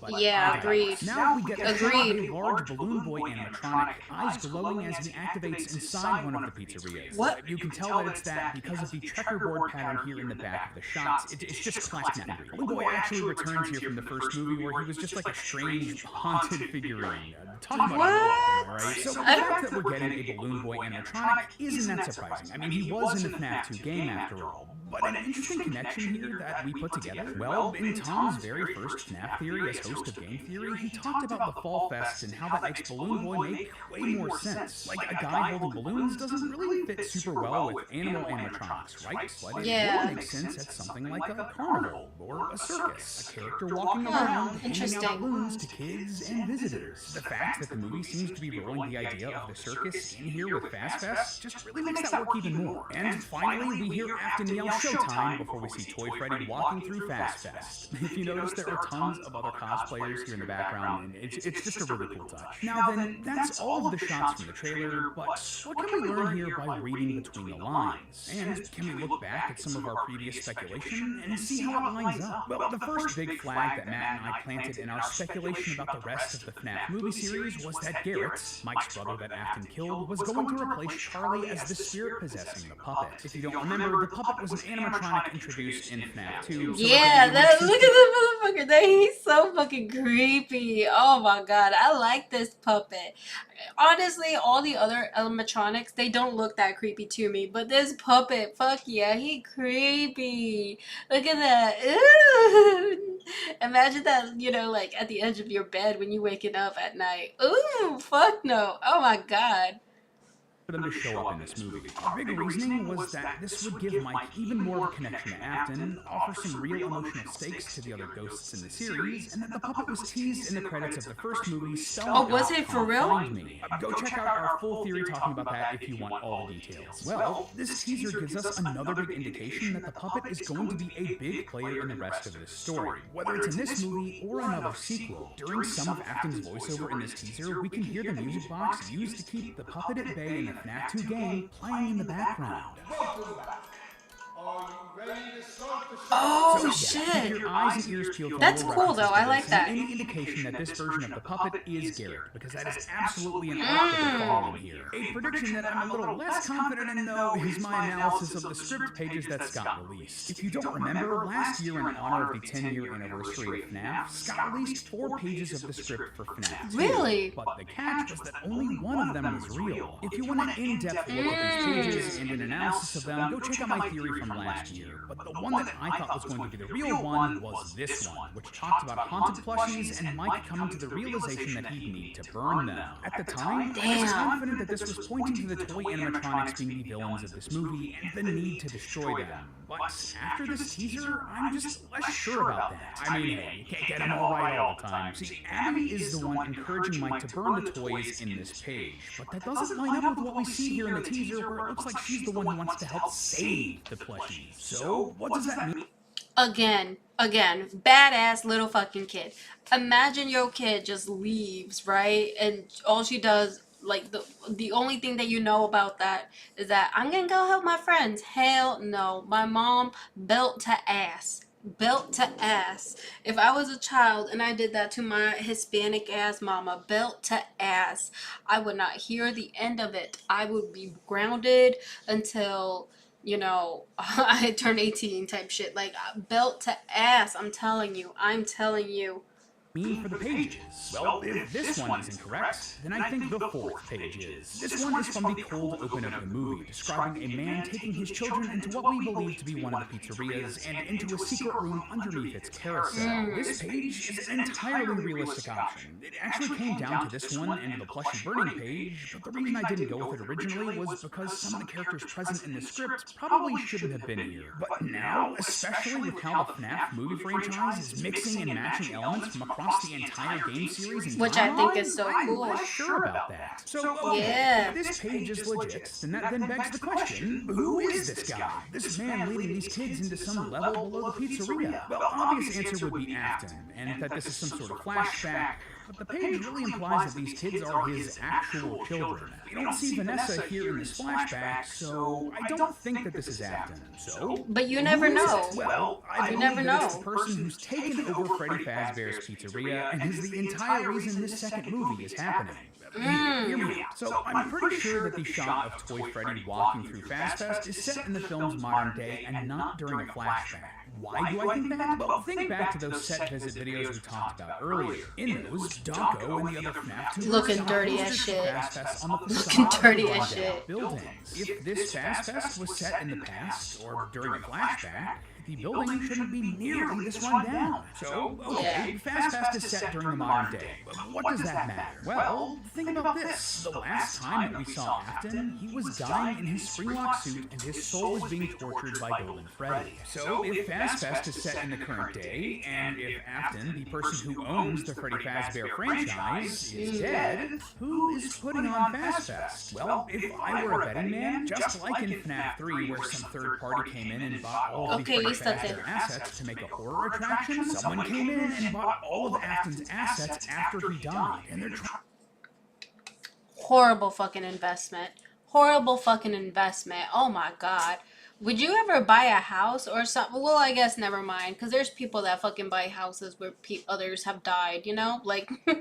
trying to relaunch the Freddy IP with this Fazfest. That is the guy from the Cold Open page. Oh, and as an aside, this could also explain why Abby feels like she needs to go help her friends. If a new group or company has come in and bought up all of the Freddy Fazbear assets and are trying to relaunch things, they may have taken parts from the previous animatronics to sort of repair or enhance the toy animatronics. And if they mixed and matched parts from the different animatronics, that could leave the spirits feeling mixed up and confused. Similar to how the Funtime animatronics from the games were built using remnants, which jumbled up their spirits. If you don't know what remnant is, bless you, you sweet summer child. It's a long story and not super relevant to this theory today, so just don't worry about it. Anyway, I believe that is the underlying storyline of this film. Someone new has come in to buy up Freddy, and they stumbled into something way darker than they anticipated. They somehow activated the toy animatronics, angered the ghosts, and now they're on a killing rampage through this town. So Mike, Abby, and Vanessa have to stop the animatronics while helping to save the ghosts, all while they're haunted by the memory of Afton and Garrett. Literally. So that's a lot. And while that's everything I think we can glean about this movie from this teaser, I do believe we can sit down and look at what they've shown us here and get an idea of where future FNAF movies are going to. See, the very fact that we see the animatronics out and about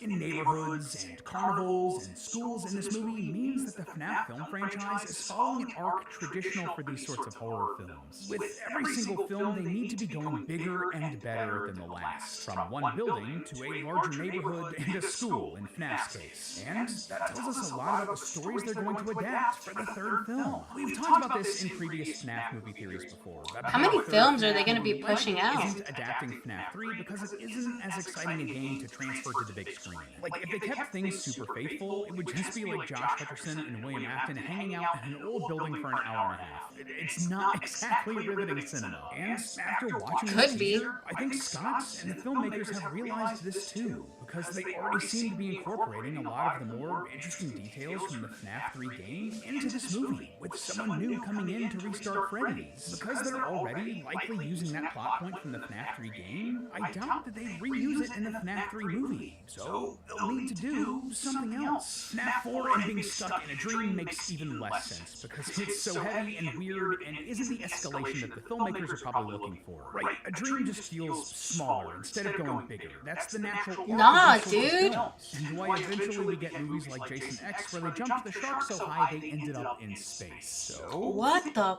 fuck? I have never seen that. That's weird.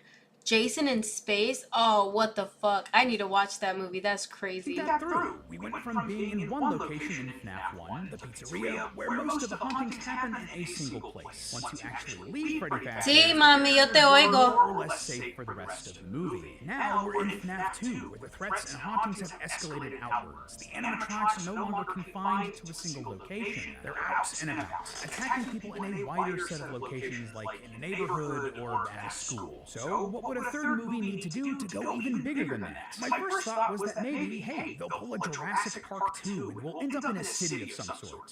And then I thought, nah, that'd be kind of dumb. Like, what is Scott gonna do here? Pull out the old Plushies Take Manhattan script? He's giving him...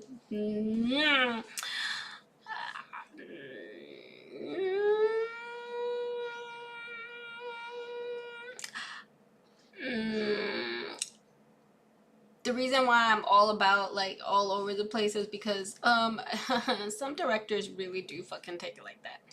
I don't know about this director. I have no idea how he works and or functions, but, from how a lot of movies, or how I've seen a lot of movies take it, they do take it like that. They go up an extreme and they almost never go to where the actual fans and the audience wants the movie to fucking go. They're selfish, bro. Like, they just do them, you know? But anyway, I'm just gonna go ahead and end the stream here because I found this interesting, and I haven't seen film theory in forever, and I kind of wanted to see how it was like without MatPat, and to be honest, it does not hit the same without MatPat is what I've seen. Am I going to continuously watch some film theory in the future?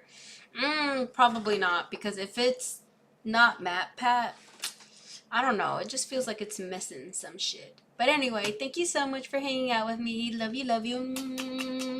Appreciate you. And I hope you guys found the stream entertaining.